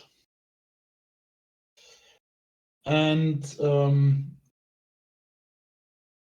the second question was the one I already asked before, where you rate each other, your team right now. Funny thing is that Ace said like a 6 or something like this post-game, pre-game, but afterwards, when you answered me the question, we're like 9 out of 10 at the moment. What has changed? Why 3 points less? I mean, I think the scrim we streamed as well kind of like showed a bit where when we're not playing on like mega comfort, like these drafts where we just know what we want to do, we kind of like start struggling a little bit. And I think it kind of showed in game 1 where there's times where we're not entirely sure how to approach this, and it gives like this uncertainty. And when you have uncertainty, you just start playing worse, right? Yeah. So I think we definitely showed that there's like when we're not like on like what we call full comfort, we're not as strong, and that kind of changed game 2 and 3, right? Where everyone is playing something, we're like full comfort, like Udio was left open, and I get to like play that a little bit. That was a big confidence boost. I kind of unkillable with that. This Raka as well. My bot lane is doing really well regardless like of what they pick. So just picking something that's strong. It's like I the way mean, to go. Pope was like, Pope said the same thing, that they suck at scrims, but deliver in the official matches. Like I said before, you didn't win today, but I think you delivered at least on that degree. Next time it could go either way. Third question was, are there any picks you hope you can steal or secure? Ace was like, you don't share many champions, so you don't give a crap. And Pope's answer was actually that maybe Maokai would be good, and you were hoping that you would be able to catch them off guard with champions that VITAGEN doesn't play against so often, so something like Lilia most likely. Or what was this one of the picks you had in mind when you answered this question? I mean, Kiana and Jay Smith for me. Yeah, those as well. I mean, you had good games with them. You cannot deny this.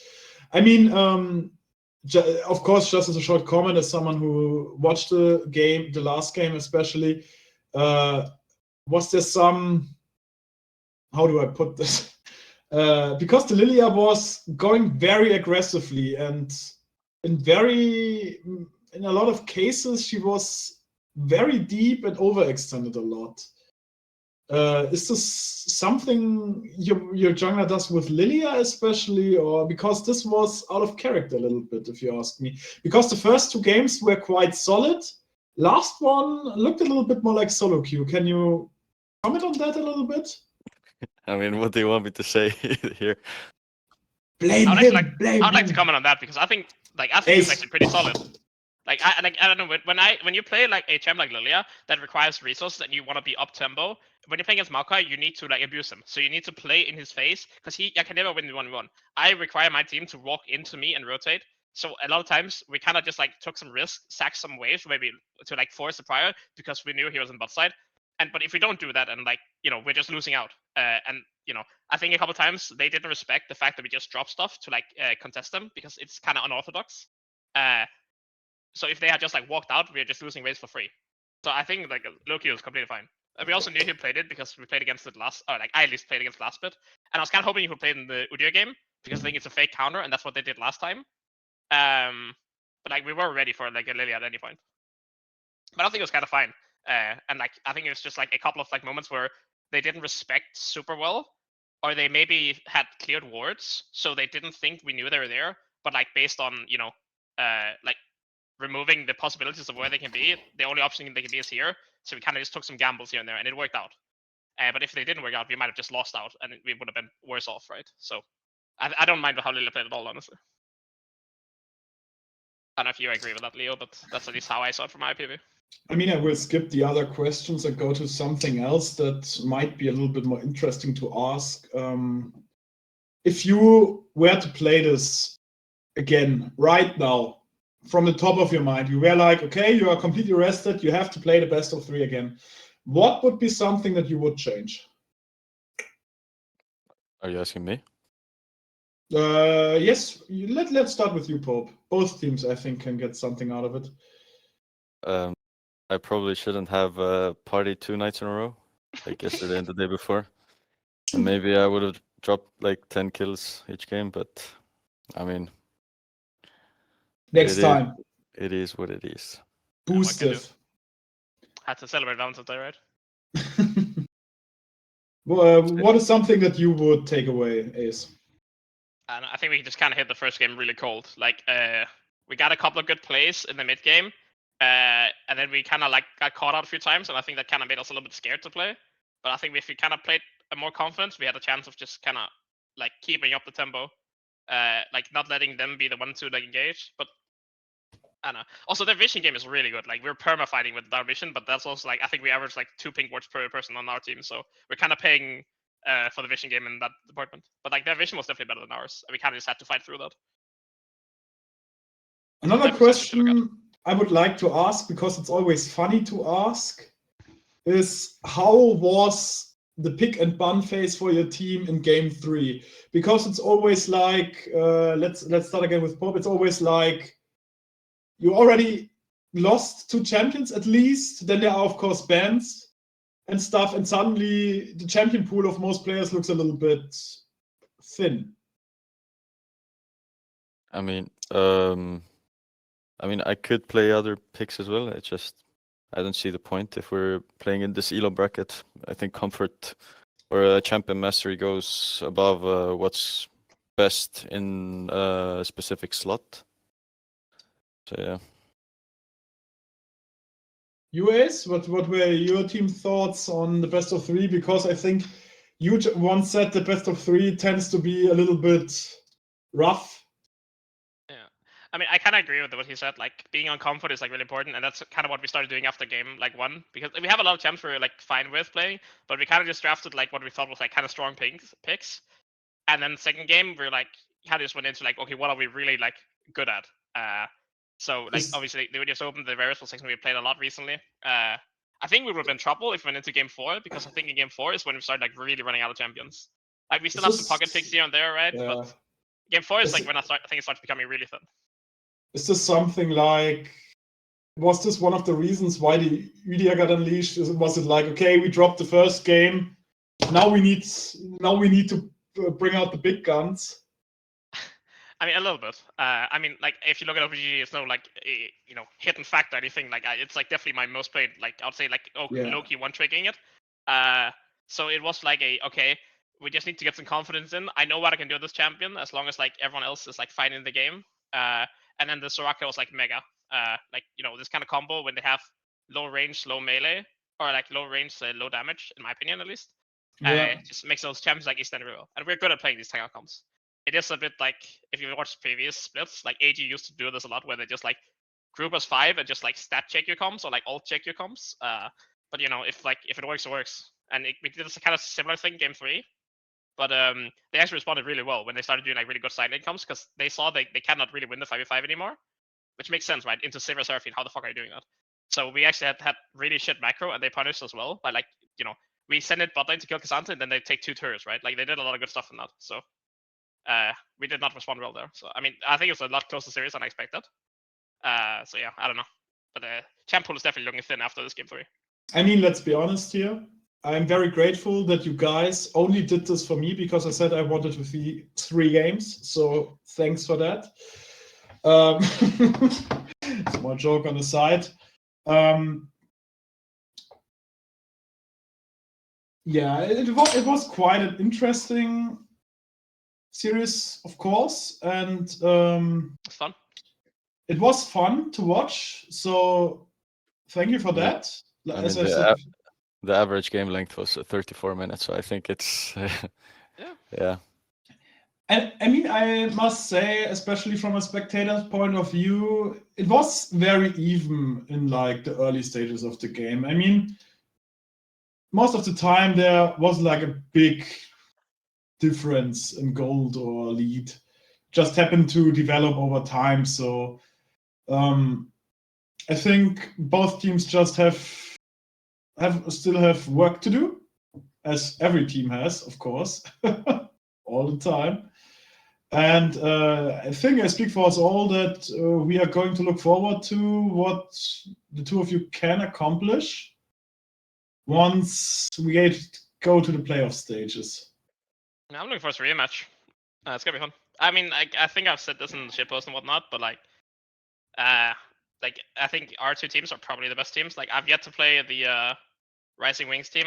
Like apparently you guys are like a lot better, right? So They suck. I know them. They suck. They suck. But like I'm looking forward to that. Like I think next week, I don't know if we're guaranteed to play you guys, but I'm looking forward to that. But like most teams don't look super high level based on like what I've seen and what I've seen in like the thingies.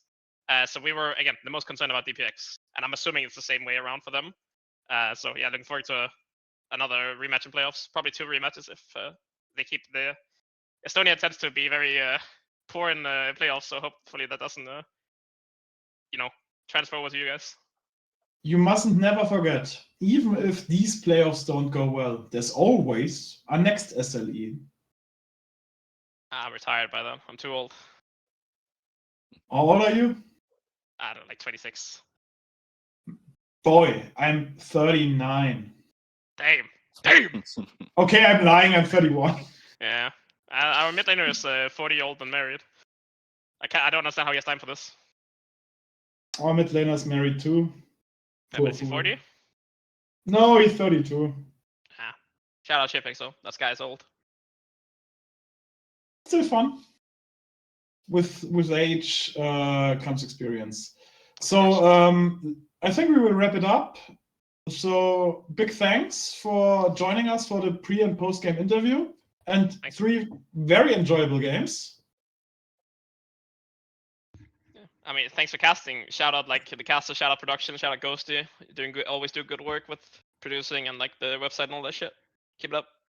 Yes, big thank you as always to the SLE team. We love you guys for all you do for us. And well, next week starts tomorrow. Let's see how it goes. Have a nice day.